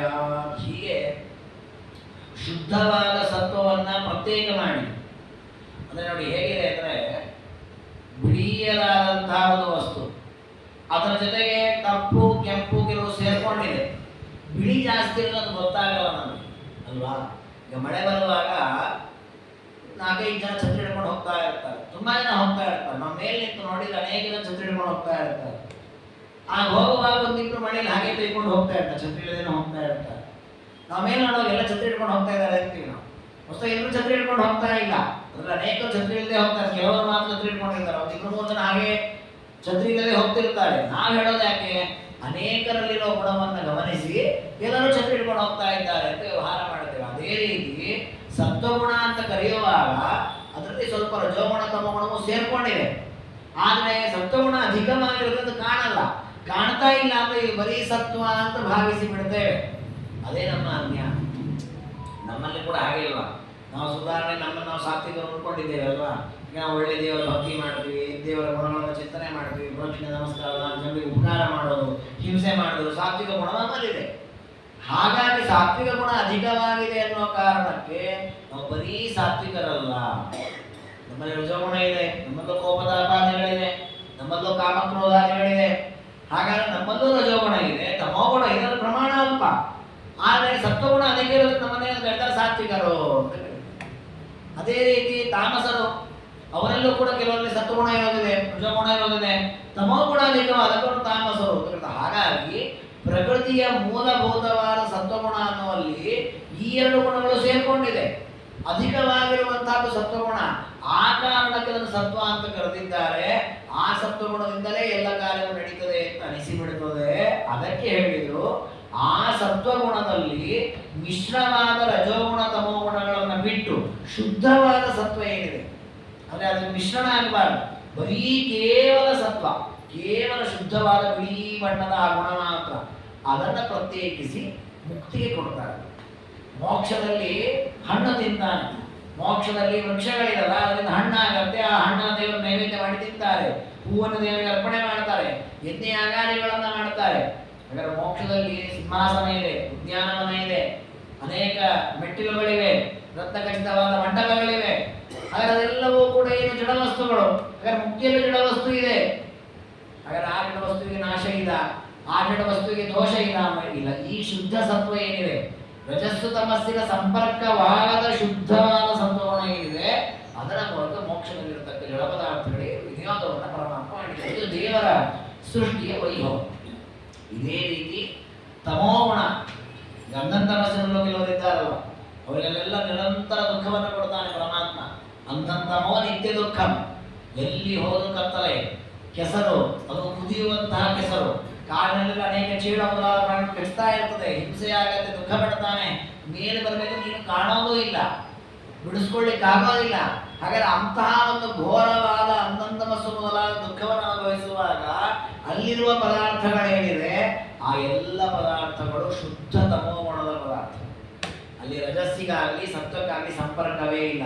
ಇದು ಯಾಕೆ ಈ ವಿಚಾರ ಇಷ್ಟು ಒತ್ತು ಕೊಟ್ಟು ಹೇಳಿದ ಎಷ್ಟು ರಹಸ್ಯ ಅಂದ್ರೆ, ಈ ಕಾರಣದಿಂದಾಗಿ ಅಲ್ಲಿ ಸ್ವಲ್ಪವೂ ಸುಖದ ಪ್ರವೇಶ ಇಲ್ಲ. ಯಾಕೆಂದ್ರೆ ಪರಿಪೂರ್ಣ ತಮೋಗುಣದ ಪ್ರವೃತ್ತಿಯೇ ಇರೋದ್ರಿಂದ, ತಮೋಗುಣದ ಪದಾರ್ಥಗಳೇ ಇರೋದ್ರಿಂದ, ತಮೋಗುಣದ ವ್ಯಾಪಾರ, ತಮೋಗುಣದ ಫಲ ಏನು? ದುಃಖ. ಹಾಗಾಗಿ ತಮಸ್ಸಿನಲ್ಲಿರತಕ್ಕ ಪದಾರ್ಥಗಳೆಲ್ಲವೂ ಕೂಡ ದುಃಖವೇ ಕೊಡ್ತೇವೆ, ನಾವು ಯಾವತ್ತೂ ಸುಖ ಕೊಡ್ತೇವೆ.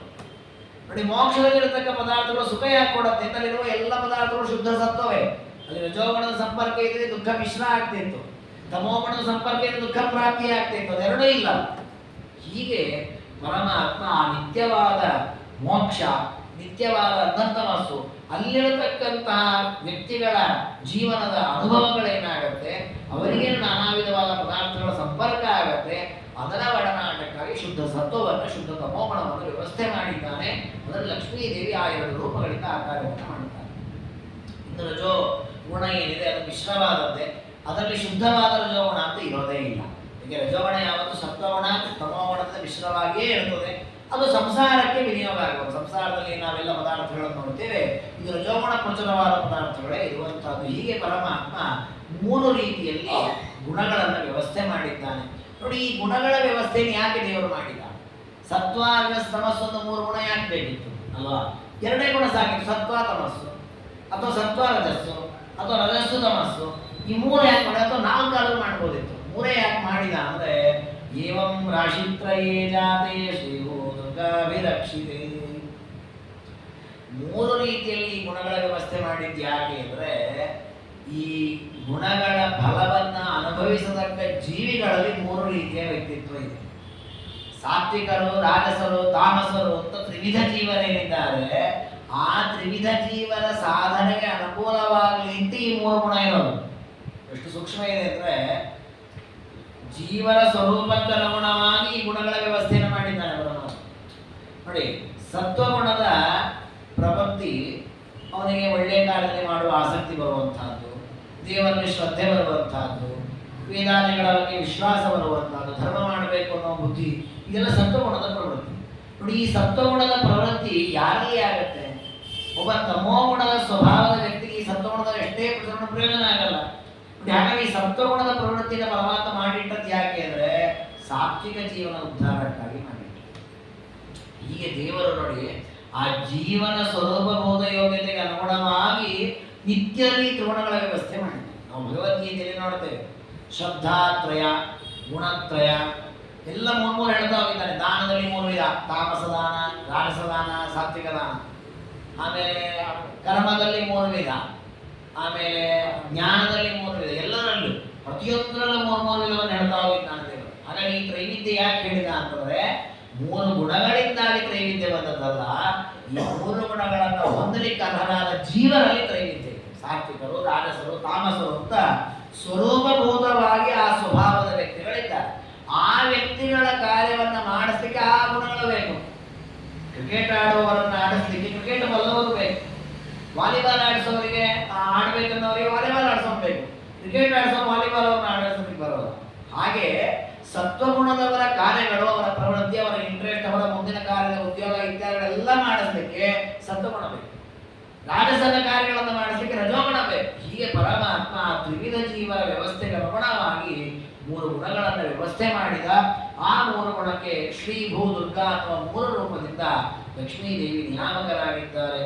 ರುಜೋ ಭೂಯಿಷ್ಠಮಾದಾಯ ತಥೋಲ್ಪಂ ಸತ್ವಮೇವತೋ ತಥೋಪ್ಯಲ್ಪಂ ತಮಶ್ಚಾತ ತ್ರಯಮೇಕತ್ರ ಕೃತವಾನ್. ಹೀಗೆ ಪರಮಾತ್ಮ ಮೂರು ಗುಣಗಳ ವ್ಯವಸ್ಥೆಯಾದ ಮೇಲೆ ಆ ಮೂರು ಗುಣಗಳ ಮೂಲಕ ಮಹತ್ತತ್ವವನ್ನು ಸೃಷ್ಟಿ ಮಾಡಿ.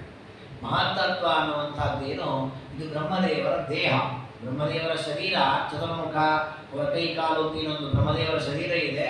ಇದು ಸೃಷ್ಟವಾದದ್ದೇ ಪರಮಾತ್ಮ ಮಹತ್ತತ್ವದ ಮೂಲಕ ಆ ದೇಹವನ್ನು ನಿರ್ಮಾಣ ಮಾಡಿ.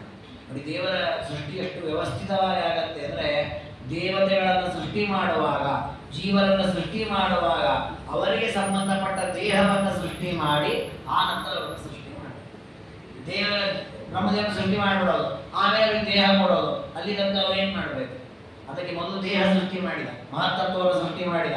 ಆ ಮಹತ್ತತ್ವದಿಂದ ಬ್ರಹ್ಮದೇವರ ದೇಹ ರಚನೆ ಮಾಡಿ ಬ್ರಹ್ಮದೇವರನ್ನ ಒಳಗಿಟ್ಟು ಬ್ರಹ್ಮದೇವರನ್ನು ಸೃಷ್ಟಿ ಮಾಡಿದ್ದಾನೆ. ಆ ಮಹತ್ತತ್ವ ಇರುವುದು ಹೇಗೆ ಅಂತಂದ್ರೆ, ಅದರಲ್ಲಿ ಸತ್ವಗುಣ ಅಧಿಕವಾಗಿದೆ, ರಜೋಗುಣ ಅಲ್ಪವಾಗಿದೆ, ತಮೋಗುಣ ಅತ್ಯಲ್ಪವಾಗಿದೆ. ಅದಕ್ಕೆ ಅದನ್ನ ಮಹತ್ತತ್ವ ಮಹತ್ತತ್ವದಲ್ಲಿ ಮಹತ್ತತ್ವ ಬಂತು. ಅದಕ್ಕೆ ಶಾಸ್ತ್ರಗಳಲ್ಲಿ ಹೇಳಿದ್ದಾರೆ ಏನು ಅಂದ್ರೆ, ಸತ್ವಗುಣವನ್ನು ಹೆಚ್ಚು ತಗೊಂಡಂತೆ, ಅದಕ್ಕಿಂತ ಅಲ್ಪವಾಗಿ ರಜೋಗುಣವನ್ನು ತೆಗೆದುಕೊಂಡಂತೆ, ಅದಕ್ಕಿಂತ ಅಲ್ಪವಾಗಿದ್ರೆ ಒಂದೇ ಒಂದು ಪಾಯಿಂಟ್ ತಮೋಗುಣವನ್ನು ತೆಗೆದುಕೊಂಡು. ಹಾಗಾಗಿ ಬ್ರಹ್ಮದೇವರಿಗೆ ಲಿಂಗ ಶರೀರ ಹೇಗಿದೆ ಅಂತಂದ್ರೆ ದಗ್ಧಪಟದಂತೆ ಇದೆ. ದಗ್ಧಪಟಲೋ ಪಾದಿಯಲ್ಲಿರುವುದು ಗಗನದಾಸರು ಹೇಳ್ತಾರೆ. ಈ ದಗ್ಧಪಟದಂತೆ ಅಂತ ಯಾಕೆ ಹೇಳಿದ್ದು ಅಂತಂದ್ರೆ, ತಮೋಗುಣ ಇರೋದೇ ಒಂದು, ಅದಕ್ಕೆ ಎಷ್ಟು ಕೆಲಸ ಮಾಡಬೇಕು? ಸತ್ವಗುಣವೇ ಅಧಿಕವಾಗಿದೆ, 76-77% ಸತ್ವಗುಣವೇ ಇದೆ, 12 ರಜೋಗುಣ ಇದೆ, ಒಂದೇ ಒಂದು ತಮೋಗುಣ ಇದೆ. ಹಾಗಾದ್ರೆ ಆ ಒಂದು ತಮೋಗುಣದಿಂದಾಗಿ ಹೆಚ್ಚಿನ ಕಾರ್ಯ ನಡೆಯೋದಿಲ್ಲ. ಹಾಗಾಗಿ ಬ್ರಹ್ಮದೇವರಿಗೆ ದುಃಖ, ಪರಮಾತ್ಮ ವಿಷಯದಲ್ಲಿ ಅಜ್ಞಾನ, ಕಾಮ, ಕ್ರೋಧ ಯಾವುದು. ಅದಕ್ಕೆ ಬ್ರಹ್ಮದೇವರು ಹೇಳಿದ್ದಿದೆ ಭಾಗವತದಲ್ಲಿ, ನ ಭಾರತಿ ನೇಂದ್ರ ವೃಷೋಪಲಕ್ಷ್ಯತೆ ನಮೇ ಋಷಿ ಕಾಣಿ ಪತಂತ್ಯ ಸತ್ಪಥೆ. ನನ್ನ ಇಂದ್ರಿಯಗಳು ಯಾವತ್ತೂ ಕೆಟ್ಟ ಮಾರ್ಗದಲ್ಲಿ ಹೋಗೋದಿಲ್ಲ ಅಂತ ಬ್ರಹ್ಮದೇವರು ನಿಶ್ಚಯವಾಗಿ ಹೇಳ್ತಾರೆ. ನಮಗೆ ಹೇಳಿಕ್ಕೆ ಸಾಧ್ಯ ಇದೆ, ಧೈರ್ಯ ಇದೆ. ನನ್ನ ಕಣ್ಣು ಕೆಟ್ಟದನ್ನು ನೋಡಲಿಲ್ಲ, ನನ್ನ ಜೀವಮಾನವನ್ನು ಯಾವತ್ತೂ ಕಣ್ಣಿನಿಂದ ಕೆಟ್ಟದನ್ನು ನೋಡಲೇ ಇಲ್ಲ, ಕಿವಿಯಿಂದ ಕೆಟ್ಟದ್ದು ಕೇಳಲಿಲ್ಲ, ಹೇಳಿಕ್ಕೆ ಧೈರ್ಯ ಇಲ್ಲ. ಸುಳ್ಳು ಹೇಳಬಹುದಾದ್ರೆ ಸತ್ಯವಾಗಿ ನಮ್ಮ ಆತ್ಮನಿಷ್ಠೆಯಿಂದ ನಾವು ಹೇಳೋದು ಅಂತಾದ್ರೆ ಯಾರಿಗೂ ಹೇಳೋ ಧೈರ್ಯ ಇಲ್ಲ. ಯಾಕೆಂದ್ರೆ ನಮ್ಮ ಇಂದ್ರಿಯಗಳ ಮೂಲಕ ನಾವು ಕೆಟ್ಟದನ್ನು ನೋಡ್ತೇವೆ, ಕೆಟ್ಟದನ್ನು ಕೇಳ್ತೇವೆ, ಕೆಟ್ಟದನ್ನು ಮಾಡ್ತೇವೆ, ಒಳ್ಳೆಯದನ್ನು ಮಾಡ್ತೇವೆ. ಅಲ್ಲಿ ಬ್ರಹ್ಮದೇವರಂತಾರೆ, ನನ್ನ ಇಂದ್ರಿಯಗಳು ಯಾವತ್ತೂ ಕೆಟ್ಟ ಮಾರ್ಗದಲ್ಲಿ ಸಾಗಿಯೇ ಇಲ್ಲ. ಆ ನಿಶ್ಚಯಾತ್ಮಕವಾಗಿ ಹೇಗೆ ಹೇಳಿದ್ರು ಬ್ರಹ್ಮದೇವರಂದ್ರೆ, ಅವರ ದೇಹ ಇರುವುದೇ ಹಾಗೆ, ಅದು ಕೆಟ್ಟದಕ್ಕೆ ಹೋಗೋದೇ ಇಲ್ಲ. ದೇಹ ನಮ್ಮ ದೇಹ ಇರುವುದೇ ಹೀಗೆ, ಇದು ಕೆಟ್ಟದಕ್ಕೂ ಹೋಗತ್ತೆ, ಒಳ್ಳೆಯದಕ್ಕೂ ಹೋಗತ್ತೆ. ಹಾಗೆ ನಾವು ಎರಡು ಮಾಡ್ತೇವೆ, ಇದು ನಮ್ಮ ಧರ್ಮ. ಅದು ಬ್ರಹ್ಮದೇವರದ ಹಾಗಲ್ಲ, ಅವರ ದೇಹ ಇರುವುದೇ ಶುದ್ಧ ಸತ್ವವೇ ಅಧಿಕವಾಗಿರೋದು, ರಜೋಗುಣ ಸ್ವಲ್ಪ ಇದೆ, ತಮೋಗುಣ ಅಂತೂ ಚೂರೇ ಚೂರು ಬಹಳ ಅಲ್ಪದಲ್ಲಿರೋದ್ರಿಂದಾಗಿ ಅವರಿಗೆ ಯಾವುದೇ ವಿಧವಾದಂತಹ ಕಾಮಕ್ರೋಧಾದಿ ವೈರಿಗಳ ಬಾಧೆ ಆಗೋದಿಲ್ಲ. ಹೀಗೆ ಮಹತ್ತತ್ವವನ್ನು ಪರಮಾತ್ಮ ಸೃಷ್ಟಿ ಮಾಡಿದ. ಈ ಮಹತ್ತತ್ವದ ಮೂಲಕ ಅಹಂಕಾರ ತತ್ವವನ್ನು ಸೃಷ್ಟಿ ಮಾಡಿದ. ಇಲ್ಲಿ ವಸುಧಾ ಬ್ರಹ್ಮದೇವರ ಸೃಷ್ಟಿ ಮಾಡಿದ ಅನ್ನೋದನ್ನು ಹೇಳೋದಿಲ್ಲ. ಮೊದಲು ಈ ಪುರಾಣಗಳಲ್ಲಾಗಲಿ ವಿಷ್ಣುರಹಸ್ಯಾದಿಗಳಲ್ಲಾಗಲಿ ಹೇಗಿದೆ ಅಂದರೆ, ತತ್ವಗಳ ಸೃಷ್ಟಿ ಮೊದಲು ಹೇಳ್ತಾರೆ. ಆ ತತ್ವಗಳ ಮೂಲಕ ಆ ದೇವತೆಗಳ ಸೃಷ್ಟಿ, ಅಂದ್ರೆ ಆ ದೇವತೆಗಳಿಗೆ ಸಂಬಂಧಪಟ್ಟ ದೇಹ ಸೃಷ್ಟಿ, ಆ ನಂತರ ದೇವತೆಗಳ ಸೃಷ್ಟಿ. ಅದು ಮೊದಲು ತತ್ವ, ಆಮೇಲೆ ಅವರ ದೇಹ, ಆಮೇಲೆ ದೇವತೆಗಳು. ಈ ರೀತಿಯಲ್ಲಿ ಪರಮಾತ್ಮ ವ್ಯವಸ್ಥಿತವಾಗಿ ಸೃಷ್ಟಿ ಮಾಡುತ್ತಾನೆ. ಹಾಗಾಗಿ ಆ ಮಹತ್ತತ್ವದಿಂದ ಅಹಂಕಾರ ತತ್ವವನ್ನು ಸೃಷ್ಟಿ ಮಾಡಿದ್ದಾನೆ. ಇದರಲ್ಲಿ ಸತ್ವ ಇದೆ, ತಮಸ್ಸು ಇದೆ, ಅಧಿಕವಾದದ್ದು ರಜೋಗುಣ. ಹಾಗಾಗಿ ಇದು ಸ್ವಲ್ಪ ಅಹಂಕಾರದಿಂದ ಕೂಡಿದ ತತ್ವವಾದ್ದರಿಂದ ಅಹಂಕಾರ ತತ್ವ ಅಂತ ಕರೆದರು. ಇದರಲ್ಲಿ ಮತ್ತೆ 3 ವಿಭಾಗವನ್ನು ಪರಮಾತ್ಮ ಮಾಡಿದ್ದಾನೆ. ರಾಶಿತ್ರಯ ಕ್ರಮೇಣ ಇವ ತತ್ತದ್ರಾಶಿ ಸಮಪುನಃ. ಆ ಒಂದು ಅಹಂಕಾರ ತತ್ವದಲ್ಲಿ ಮತ್ತೆ 3 ಭಾಗ ಮಾಡಿದಂತೆ. ಅಂದ್ರೆ ಆ ಸತ್ವಗ್ರಸ್ತ ಮೋಹಗಳನ್ನೇ ಸ್ವಲ್ಪ ಸ್ವಲ್ಪ ಹೆಚ್ಚು ಕಡಿಮೆ ಮಿಶ್ರಣ ಮಾಡಿದ. ಆಗ ಉಂಟಾದಂತೆ ವೈಕಾರಿಕ, ತೈಜಸ, ತಾಮಸ ಅಂತ 3 ವಿಧವಾದ ಅಹಂಕಾರ. ಅದು ಹೇಗೆ ಅಂತ ಹೇಳ್ತಾರೆ, ಯತ್ರ ಸತ್ವಂ ವಿನಿಕ್ಷಿಪ್ತಂ ಜಾತೋ ವೈಕಾರಿಕೋ ಹಿ ಸಹ. ಅಹಂಕಾರ ತತ್ವದಲ್ಲಿ 3 ಭಾಗ ಮಾಡಿದ. ಒಂದು ಭಾಗಕ್ಕೆ ಅಹಂಕಾರ ತತ್ವಕ್ಕೆ ಸತ್ವಗುಣವನ್ನು ಸೇರಿಸಿದ್ದಂತೆ, ಅದು ವೈಕಾರಿಕ ಅಹಂಕಾರ ಅಂತ.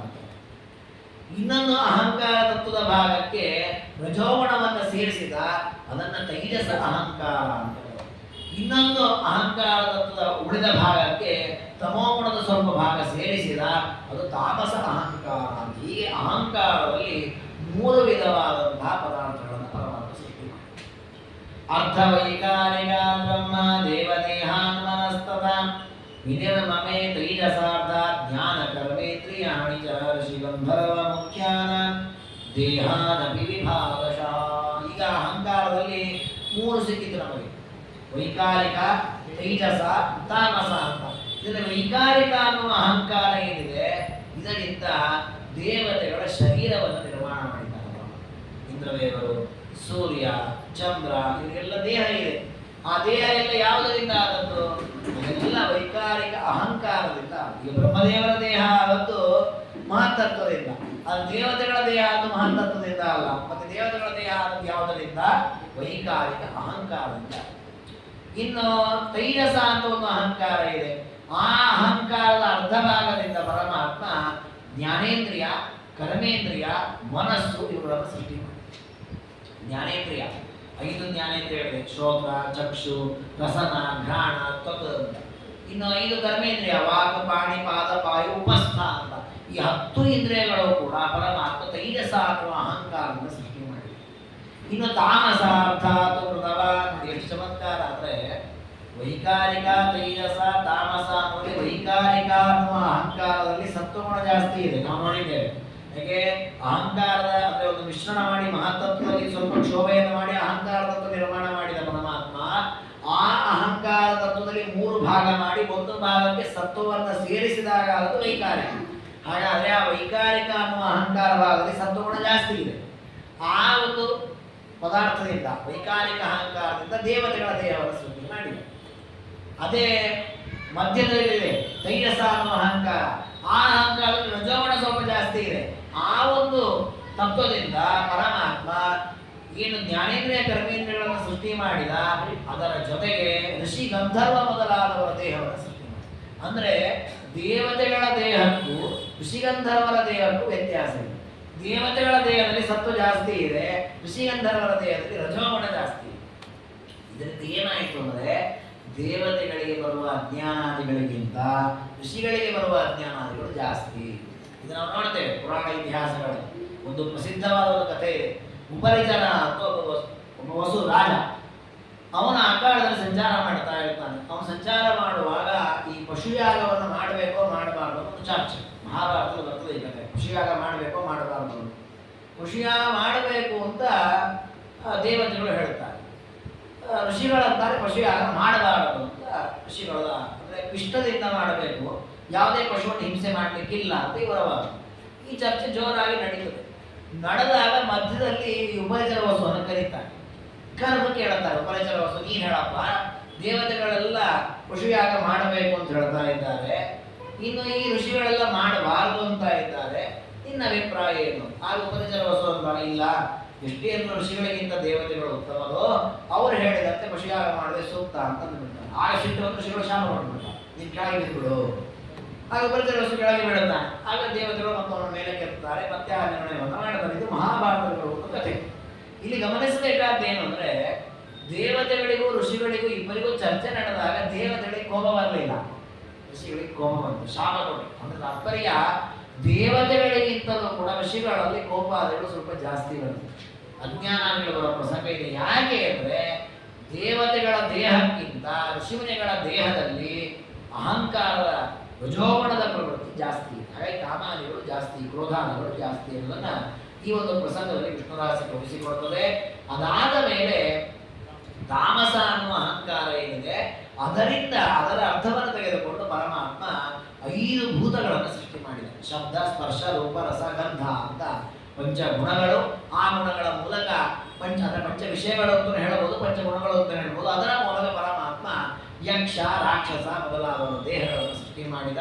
ಅದರ ಮೂಲಕವೇ ಪಂಚಭೂತಗಳು. ಹಾಗಾಗಿ ನಮ್ಮ ಎಲ್ಲ ದೇಹವನ್ನು ಪಾಂಚಭೌತಿಕ ದೇಹ ಅಂತ ಹೇಳಿ. ಹಾಗೆ ನಮ್ಮ ದೇಹಕ್ಕಾಗುವಾಗ ಋಷಿಗಳಿಗಿಂತಲೂ ಅಧಿಕವಾದ ಕಾಮಕ್ರೋಧ. ಯಾಕೆಂದ್ರೆ ತಮೋಗುಣ ಜಾಸ್ತಿ ಇದೆ. ಇದು ಕೂಡ ತಾಮಸ ಅಹಂಕಾರ, ಅಹಂಕಾರ ತತ್ವತೆ ಪ್ರಭೇದ.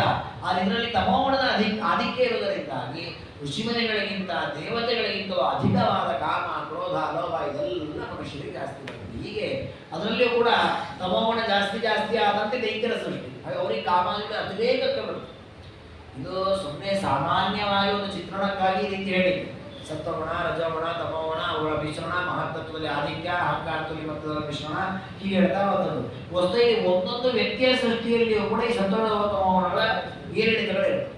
ಅದರಿಂದಾಗಿ ಅವರ ವ್ಯಾಪಾರ ವ್ಯತ್ಯಾಸ, ಅವರ ಫಲ ವ್ಯತ್ಯಾಸ, ಅವರ ಸಾಧನೆ ವ್ಯತ್ಯಾಸ, ಅವರಿಗಾಗುವ ಗತಿಯಲ್ಲಿ ವ್ಯತ್ಯಾಸ ಇದೆ. ಈ ರೀತಿಯಲ್ಲಿ ತ್ರಿವಿಧ ಗುಣಗಳ ಮೂಲಕ ನಾನಾ ವಿಧವಾದಂತಹ ಪ್ರಜಾಗಳ ಸೃಷ್ಟಿಗೆ ಬೇಕಾದ ದೇಹಗಳನ್ನು ಪರಮಾತ್ಮ ನಿರ್ಮಾಣ ಆನೆಯ ಶರೀರ, ನಾಯಿಯ ಶರೀರ, ಮನುಷ್ಯ ಶರೀರ, ಹಂದಿಯ ಶರೀರ, ಎಲ್ಲ ವಿಧವಾದ ಪ್ರಾಣಿಯ ಶರೀರವನ್ನು ಸೃಷ್ಟಿ ಮಾಡಿದೆ. ಹಾಗೆ ತಾಮಸ ಅಹಂಕಾರಗಳು ಹಸ್ತಿನೋಶ್ವಾನ್ ಮೃಗಾನ್ಗಾಶ್ಚ ಮೃಗೌ ವ್ಯಾಘ್ರ ಸರೀರಪಾನ್ ಅಜಾನೀನ್ ಶುನನ್ ಗೋಲಾನ್ ಸೃಗಾಲಾನ್ ಪಕ್ಷಿಣಸ್ತರು ನಾನಾ ವಿಧವಾದ ಕೆಲವು ಸ್ಥಳದಲ್ಲಿ ಸಂಚಾರ ಮಾಡುವ ಪ್ರಾಣಿ, ಕೆಲವು ನೀರಿನಲ್ಲಿ ಸಂಚಾರ ಮಾಡುವ ಪ್ರಾಣಿ, ಕೆಲವು ಕಾಡುಗಳಲ್ಲಿ, ಕೆಲವು ನಾಡುಗಳಲ್ಲಿ, ಹೀಗೆ ಬೇರೆ ಬೇರೆ ಕಡೆಗಳಲ್ಲಿರತಕ್ಕ ಅನೇಕ ವಿಧವಾದ ಪ್ರಾಣಿಗಳಿವೆ. ಆ ಎಲ್ಲ ವಿಧವಾದ ಪ್ರಾಣಿಗಳ ಶರೀರವನ್ನು ಪರಮಾತ್ಮ ಸೃಷ್ಟಿ ಮಾಡಿ ಕಲ್ಪಯಿತ್ವಾಖಿಲಾನ್ ಪಶ್ಚಾತ್ ಜೀವರಾಶೀನ್ ವಿಲೋಕಯನ್ ಕತಿಚಿತ್ ಪುರುಷಾಕಾರ ಕತಿಚಿತ್ ಧಯರೋಗಿಣ. ನೋಡಿ ಎಷ್ಟು ಚೆನ್ನಾಗಿ ವಿಷ್ಣುದಾಸ್ ಹೇಳುತ್ತೆ ಅಂದ್ರೆ, ದೇವರು 84 ಲಕ್ಷ ಯೋನಿಯ ಶರೀರಗಳನ್ನು ಸೃಷ್ಟಿ ಮಾಡಿದೆ. ಯಾವುದು ಜೀವಂತ ಶರೀರಗಳಲ್ಲ, ಎಲ್ಲ ಸತ್ತ ಹೆಣಗಳಿದ್ದಂತೆ. ಗೊಂಬೆಗಳು, ಮನುಷ್ಯನ ಆಕಾರದೊಂದು ಗೊಂಬೆ, ಹಂದಿಯ ಆಕಾರದ ಎಲ್ಲ ಸೃಷ್ಟಿ ಮಾಡಿ ಜೀವರಾಶಿನ ಒಂದು ಸಲ ನೋಡಿದ್ದಾನೆ. ನಮ್ಮ ಜೀವರಾಶಿಗಳು ಹೇಗಿದ್ದಾರೆ, ಯಾವ ಜೀವರಾಶಿ ಯಾವ್ದು ಕೊಡ್ಬೋದು ಅಂತ ನೋಡಿದ್ರೆ ಜೀವರು ಹಾಗೆ ಇದ್ದಾರೆ. ಕತಿಚಿತ್ ಪುರುಷಾಕಾರ, ಕೆಲವು ಜೀವಗಳು ಪುರುಷರ ಆಕಾರದಲ್ಲಿದ್ದಾರೆ. ಕತಿಚಿತ್ ಹಯರೋಪಿಣ, ಕೆಲವರು ಕುದುರೆ ಆಕಾರದಲ್ಲಿ, ಕೆಲವರು ಸಿಂಹ, ಕೆಲವರು ವ್ಯಾಘ್ರ, ಕೆಲವರು ನರಿ, ಕೆಲವರು ನಾಯಿ, ಹಂದಿ, ಒಂದೊಂದು ಆಕಾರದಲ್ಲಿ ಒಂದೊಂದು ರೀತಿಯ ಜೀವ ಇದ್ದಾನೆ. ನೋಡಿ, ದೇವರ ಸೃಷ್ಟಿಯ ಕ್ರಮ ಎಷ್ಟು ಚೆನ್ನಾಗಿದೆ ಅಂದ್ರೆ, ನಮ್ಮ ನಮ್ಮ ಯೋಗ್ಯತೆಗೆ ತಕ್ಕದಾದ ದೇಹವನ್ನು ಸೃಷ್ಟಿ ಮಾಡ್ತಾನೆ, ಆ ದೇಹವನ್ನು ನಮಗೆ ಕೊಡ್ತಾನೆ, ಆ ದೇಹದಲ್ಲಿ ಸಾಧನೆ ಮಾಡಿಸ್ತಾನೆ. ಆ ದೇಹದಲ್ಲಿ ನಮಗೆ ಸಾಧನೆ ಮಾಡ್ಲಿಕ್ಕೆ ಅನುಕೂಲ ಆಗುತ್ತೆ ಅಲ್ವಾ? ಈಗ ನಮಗೆ ನಮ್ಮ ಮನೆಯಲ್ಲಿ ಎಷ್ಟು ಆನಂದವಾಗಿ ಪ್ರಶಸ್ತವಾಗಿ ಕೆಲಸ ಮಾಡ್ಲಿಕ್ಕಾಗತ್ತೆ, ಮತ್ತೊಬ್ಬರ ಮನೆಯಲ್ಲಿ ಮಾಡ್ಲಿಕ್ಕೆ ಆಗುತ್ತೆ. ಹಾಗೆ ನಾನೊಂದು ಮನುಷ್ಯ, ನನಗೆ ನಾಯಿಯ ಜನ್ಮ ಬಂದ್ಬಿಟ್ರೆ ನನಗೆ ಕಿರಿಕಿರಿ ಆಗತ್ತೆ. ಯಾಕೆ ನಾನು ಸ್ವಭಾವತಃ ಮನುಷ್ಯ ಸ್ವಭಾವವನ್ನು, ನನಗೆ ಮನುಷ್ಯ ಜನ್ಮ ಬಂದಾಗಲೇ ನನಗೆ ಅನುಕೂಲ. ಅದಕ್ಕೆ ದೇವರು ಏನು ಮಾಡಿದ, ಜೀವರಾಶಿಗಳ ಸ್ವರೂಪಭೂತವಾದಂತಹ ಯೋನಿ ಇದೆ, ಅದಕ್ಕೆ ಅನುಗುಣವಾಗಿ ಎಲ್ಲ ಶರೀರಗಳನ್ನು ಸೃಷ್ಟಿ ಮಾಡಿ ಅಪರೇ ಸದೃಶಾಕಾರ ಜಶ ಮೀನಾದಿಯಾದ ಕೆಲವರು ಮೀನಿನ ಆಕಾರದಲ್ಲಿದ್ದಾರೆ. ನೋಡಿ, ಯಾವ್ದನ್ನು ಗೊತ್ತಾಗಲ್ಲ. ಅಷ್ಟು ನಮ್ಮ ಸ್ವರೂಪ ಏನಿದೆ ನಮಗೆ ಯಾರಿಗೂ ಗೊತ್ತಾಗಲ್ಲ. 100, 10, 1000 ಎಷ್ಟು ಜನ್ಮಗಳು ಕಳೆದು ಈಗ ಗೊತ್ತಾಗಲ್ಲ. ನಿಯತ ಗುರುಗಳು ಒಂದು ಉಪದೇಶ ಮಾಡಿದ ಮೇಲೆ ಗೊತ್ತಾಗೋದು ನನ್ನ ಬಿಂಬ ರೂಪದ ಪರಮಾತ್ಮ ಹೇಗಿದ್ದಾನೆ, ಅವನಿಗೆ ಪ್ರತಿಬಿಂಬನಾಗಿ ಈ ನನ್ನ ಜೀವನ ಸ್ವರೂಪ ಎಂಥದ್ದು ಅಂತ ಆನಂದ ಗೊತ್ತಾಗತ್ತೆ. ಆದರೆ ದೇವರಿಗೆ ಅದೆಲ್ಲ ಗೊತ್ತೇ ಇದೆ, ಯಾವ್ಯಾವ ಜೀವನ ಸ್ವರೂಪ ಎಂಥದ್ದು ಅಂತ ಗೊತ್ತು. ಅದಕ್ಕೆ ಅನುಗುಣವಾಗಿ ದೇಹಗಳನ್ನು ಸೃಷ್ಟಿ ಮಾಡಿದ. ಸ್ವರೂಪೇಣ ಏ ಜೀವ ತಾದೃಶ ಅಂತ ಸತ್ಯಕ. ಇದೆಲ್ಲ ಏನು ಯಾವುದಕ್ಕಿದು ನಮಗೆ ಅತ್ಯಂತ ಪ್ರಬಲವಾದ ಪ್ರಮಾಣವಾಗತ್ತೆ ಅಂದರೆ, ಆಚಾರ್ಯರು ಜೀವನ ಸ್ವರೂಪ ನಿತ್ಯತ್ವವನ್ನು ತಮ್ಮ ಸಿದ್ಧಾಂತದಲ್ಲಿ ಹೇಳಿದ್ದಾರೆ. ಅಂದರೆ ಒಂದು ದೊಡ್ಡ ಪ್ರಶ್ನೆ ಇದೆ, ಏನಂದ್ರೆ ಸಂಸಾರ ಅದು ಬಂದದ್ದು ಹೇಗೆ ಅಂತ ಜೀವನಿಗೆ. ಈಗ ನಾವು ಸಂಸಾರದಲ್ಲಿ ಹುಡ್ತೇವಲ್ಲ, ಇದು ಯಾಕೆ ಬಂದದ್ದು ಅಂತ ನಾವೇನು ಹೇಳಿದ್ದೇವೆ, ಕರ್ಮ, ಪೂರ್ವಜನ್ಮದ ಕರ್ಮಕರ್ಮವಾಗಿ ಹುಡ್ತೇವೆ. ಈ ಕರ್ಮ ಬಂದದ್ದು ಹೇಗೆ, ಅದಕ್ಕಾಗುವಾಗ ಉತ್ತರ ಕೊಡ್ಲಿಕ್ಕಾಗಲ್ಲ. ಯಾಕೆ, ಕರ್ಮ ಬಂದದಕ್ಕೆ ಹಿಂದಿನ ಜನ್ಮದ ಕರ್ಮ ಕಾರಣ, ಅದಕ್ಕೆ ಹಿಂದಿನ ಜನ್ಮದ ಕಾರಣ. ಹಾಗಾಗಿ ಈ ಕರ್ಮ ಯಾರ ಅಧೀನ, ಪರಮಾತ್ಮನ ಅಧೀನ. ಆಗ ಆ ಕರ್ಮ ಜೀವನ ಸ್ವರೂಪಭೂತವಾದ ಕರ್ಮ. ಈ ರೀತಿ ಉತ್ತರ ಕೊಟ್ಟಾಗ ಏನಾಗತ್ತೆ, ಅವನ ಸ್ವರೂಪಭೂತವಾದ ಕರ್ಮಕ್ಕನುಗುಣವಾಗಿ ಅವನು ಹುಟ್ಟಿದ್ದಾನೆ, ಅದಕ್ಕನುಗುಣವಾಗಿ ಆಚರಣೆ ಮಾಡಿದ್ದಾನೆ, ಅದಕ್ಕನುಗುಣವಾಗಿ ಫಲ ಪಡೆದಿದ್ದಾನೆ. ಒಂದು ವೇಳೆ ಹೀಗೆ ಜೀವನ ಸ್ವರೂಪಭೂತವಾದ ಕರ್ಮ ಅಂತ ಒಪ್ಪದೇ ಇದ್ರೆ, ದುರ್ಯೋಧನಿಗೆ ಕೆಟ್ಟ ಬುದ್ಧಿ ಹೇಗೆ ಬಂತು, ಅರ್ಜುನನಿಗೆ ಒಳ್ಳೆಯ ಬುದ್ಧಿ ಹೇಗೆ ಬಂತು, ಇದಕ್ಕೇನು ಉತ್ತರ ಕೊಡಬೇಕು? ಎಲ್ಲ ದೇವರು ಮಾಡಿಸ್ತಾನೆ ಅನ್ನೋ ಲೆಕ್ಕದಲ್ಲಿ ದೇವರೇ ದುರ್ಯೋಧನಿಗೆ ಕೆಟ್ಟ ಬುದ್ಧಿ ಕೊಟ್ಟ, ದೇವರೇ ಅರ್ಜುನಿಗೆ ಒಳ್ಳೆಯ ಬುದ್ಧಿ ಕೊಟ್ಟ ಅಂತ ಹೇಳಿ. ಹಾಗಾದ್ರೆ ದುರ್ಯೋಧನಿಗೆ ಯಾಕೆ ಕೆಟ್ಟ ಬುದ್ಧಿ ಕೊಟ್ಟ? ಉತ್ತರ ಇಲ್ಲ. ಆಗ ದೇವರು ಏನ್ ಮಾಡಿದ, ಒಬ್ಬರಿಗೆ ವಿಷಮವಾಗಿ ವರ್ತಿಸಿದ, ಒಬ್ಬರಿಗೆ ಕೆಟ್ಟದ್ದು ಮಾಡ್ತಾನೆ, ಒಬ್ಬರಿಗೆ ಒಳ್ಳೆಯದು ಮಾಡ್ತಾನೆ ಅಂತ ದೇವರಲ್ಲಿ ವೈಷಮ್ಯ ದೋಷ. ಹಾಗಾದ್ರೆ ಈ ರೀತಿಯ ವೈಷಮ್ಯ ದೋಷ ಬರಬಾರದು ಅಂದ್ರೆ ದೇವರು ಒಬ್ಬರಿಗೊಂದು ಮಾಡೋದಿಲ್ಲ. ಮತ್ತೇನ್ ಮಾಡ್ತಾನೆ, ಅವನ ಯೋಗ್ಯತೆಗೆ ಅನುಗುಣವಾದಂತಹ ಕಾರ್ಯಗಳನ್ನು ಅವನಿಂದ ಮಾಡಿಸ್ತಾನೆ. ಒಬ್ಬ ಅಧ್ಯಾಪಕ ಅನೇಕ ಮಕ್ಕಳು ಕೂತಾಗ ಪಾಠ ಮಾಡ್ತಾನೆ, ಒಂದೇ ರೀತಿಯ ಪಾಠ ಮಾಡ್ತಾನೆ. ಆ ಮಕ್ಕಳ ಯೋಗ್ಯತೆಗೆ ತಕ್ಕ ಹಾಗೆ ಫಲ ಸಿಗುತ್ತೆ. ಒಬ್ಬನಿಗೆ 90 ಅಂಕ ಬರುತ್ತೆ, ಒಬ್ಬನಿಗೆ 30 ಅಂಕ, ಒಬ್ಬನಿಗೆ 60 ಅಂಕ. ಯಾಕೆ ಅಂಕ ವ್ಯತ್ಯಾಸ?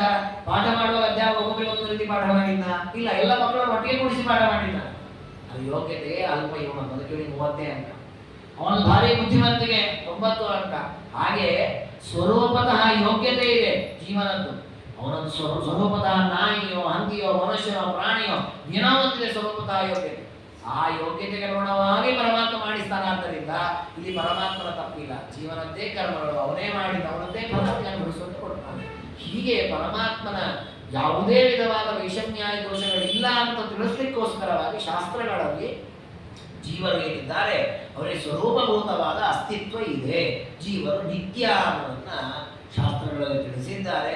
ಅದನ್ನೇ ಆಚಾರ್ಯರು ತಮ್ಮ ಸಿದ್ಧಾಂತದಲ್ಲಿ ಹೇಳಿದ್ದಾರೆ. ಕೃಷ್ಣ ಪರಮಾತ್ಮನ ಗೀತೆಯಲ್ಲಿ ಹೇಳಿದ್ದಾರೆ. ಕೃಷ್ಣ ಪರಮಾತ್ಮ ಗೀತೆಯಲ್ಲಿ ಹೇಳುವಾಗ ಒಂದು ಮಾತನ್ನು ಹೇಳ್ತಾನೆ. ಏನು ಅಂದ್ರೆ, ಭೀಷ್ಮಾದಿಗಳೆಲ್ಲ ಸಾಯ್ತಾರೆ ಎಂದು ದುಃಖ ಪಡ್ತೀಯಾ? ದುಃಖ ಪಡಬೇಡ.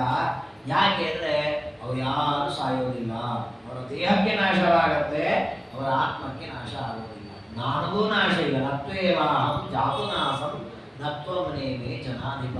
ಹಿಂದೆ ನಾನು ಇರಲಿಲ್ಲ ಅಂತ ಇಲ್ಲ, ನೀನಿರ್ಲಿಲ್ಲ ಅಂತ ಇಲ್ಲ, ಇವ್ರು ಯಾರು ಇರಲಿಲ್ಲ ಅಂತ ನನ್ನ ಹಿಂದೆಯೂ ಇವರೆಲ್ಲ ಇದ್ರು, ಇವತ್ತು ಇವರೆಲ್ಲ ಇದ್ದಾರೆ, ಮುಂದೆ ಇವರೆಲ್ಲ ಇರ್ತಾರೆ. ದೇಹ ಬರ್ತದೆ ಹೋಗ್ತದೆ, ದೇಹಕ್ಕೆ ನಾಶ ಇದೆ, ಆತ್ಮನಿಗೆ ನಾಶ ಇದೆ. ಹಾಗಾದ್ರೆ ಭೀಷ್ಮಾಚಾರ್ಯರ ಆತ್ಮವೂ ನಿತ್ಯ, ಅರ್ಜುನನ ಆತ್ಮವೂ ನಿತ್ಯ, ಕೃಷ್ಣನ ಆತ್ಮವೂ ನಿತ್ಯ, ಕರ್ಣನ ಆತ್ಮವೂ ನಿತ್ಯ. ಹೀಗೆ ಅವರವರ ಆತ್ಮ ನಿತ್ಯ ಅನ್ನುವ ತತ್ವಕ್ಕೆ ಮೂಲಭೂತವಾದ ಪ್ರಮಾಣ ವಿಷ್ಣು ರಹಸ್ಯ ಹೇಳಿದ್ದು. ಕತಿಚಿತ್ ಪುರುಷಾಕಾರ ಕತಿಚಿತ್ ದ್ವಯರು. ಜೀವರು ಅನೇಕ ರೀತಿಯಲ್ಲಿದ್ದಾರೆ, ಅವರವರ ಯೋಗ್ಯತೆಗೆ ತಕ್ಕದಾದ ಆಕಾರದಲ್ಲಿ ಅವರೆಲ್ಲ ನಿತ್ಯವಾಗಿದ್ದಾರೆ. ಕರ್ಮಕರ್ಮವಾಗಿ ದೇಹ ಬರ್ತದೆ, ಅನುಭವಿಸ್ತಾರೆ, ಮತ್ತೆ ತಮ್ಮ ಆಕಾರದಲ್ಲಿ ತಾವೆ. ಈ ಅವರ ಸ್ವರೂಪಭೂತವಾದ ಆಕಾರ ಯೋಗ್ಯತೆ ಏನಿದೆ, ಇದು ಉಳಿಯೋದು ಮೋಕ್ಷದಲ್ಲಿ. ಅಲ್ಲಿ ತನಕ ಬಂಧನ ಇದೆ, ಲಿಂಗ ಶರೀರದ ಬಂಧನ ಇದೆ, ಅನಿರುದ್ಧ ಶರೀರ ಇದೆ, ಸ್ಥೂಲ ಶರೀರ ಇದೆ, ಕರ್ಮಕರ್ಮವಾಗಿ ಬೇರೆ ಬೇರೆ ಜನ್ಮಗಳು ಬರುತ್ತೆ. ಅಲ್ಲಿ ಯಾವಾಗ ಲಿಂಗ ಶರೀರ ಭಂಗವಾಗಿ ಮೋಕ್ಷಕ್ಕೆ ಹೋಗ್ತಾರೆ, ಆಗ ಈ ಸ್ವರೂಪಭೂತವಾದ ಮೂಲವಾದವರ ಸ್ವರೂಪ ಏನಿತ್ತು ಅದು ಶಾಶ್ವತವಾಗಿ ಉಳಿತದೆ ಎನ್ನುವುದಕ್ಕಾಗಿ ಈ ವಿಚಾರವನ್ನು ನಿರೂಪಣೆ ಮಾಡ್ತಾರೆ. ಮುಂದೆ ಆ ಪರಮಾತ್ಮ ಸೃಷ್ಟಿಯನ್ನು ಹೇಗೆ ಮಾಡಿದ, ಎಷ್ಟೆಷ್ಟು ಬ್ರಹ್ಮದೇವರ ಆಯುಷ್ಯದಲ್ಲಿ ಯಾವ್ಯಾವ ಸೃಷ್ಟಿ ನಡೀತು, ಅದಾದಮೇಲೆ ಪರಮಾತ್ಮ ಬ್ರಹ್ಮದೇವರಿಗೆ ಕೆಲವು ಉಪದೇಶ ಮಾಡಿದರು. ನೀವು ಏನೆಲ್ಲ ತಿಳಿಯಲೇಬೇಕು ಅವಶ್ಯವಾಗಿ ಅನುಷ್ಠೇಯವಾದ ಯಾವುದು ಅಂತ. ಆ ವಿಚಾರವನ್ನು ಮುಂದೆ ವಿಷ್ಣು ರಹಸ್ಯ ತಿಳಿಸಿಕೊಡುತ್ತದೆ. ಅದನ್ನು ನಾಳೆ ತಿಳಿದುಕೊಳ್ಳೋಣ ಅಂತ ಹೇಳ್ತಾ ಇವತ್ತಿನ ಈ ಚಿಂತನೆಯನ್ನು ಗುರುಗಳ ಪ್ರಿಯ ಗೋಪಾಲಕೃಷ್ಣರ ಪದಾರಗಳಲ್ಲಿ ಸಮರ್ಪಣೆ ಮಾಡೋಣ. ಹೆಸರವನ್ನು ಸಂಪೂರ್ಣ ಸರ್ವದೋಷ ವಿವರ್ಜಿತ ಪ್ರಿಯತಾಂ ಪ್ರೀತಯೇವ ವಿಷ್ಣುರಮೇ ಪರಮಸ್ವರೂಪ ಶ್ರೀ ಕೃಷ್ಣಾರ್ಪಣಮಸ್ತು.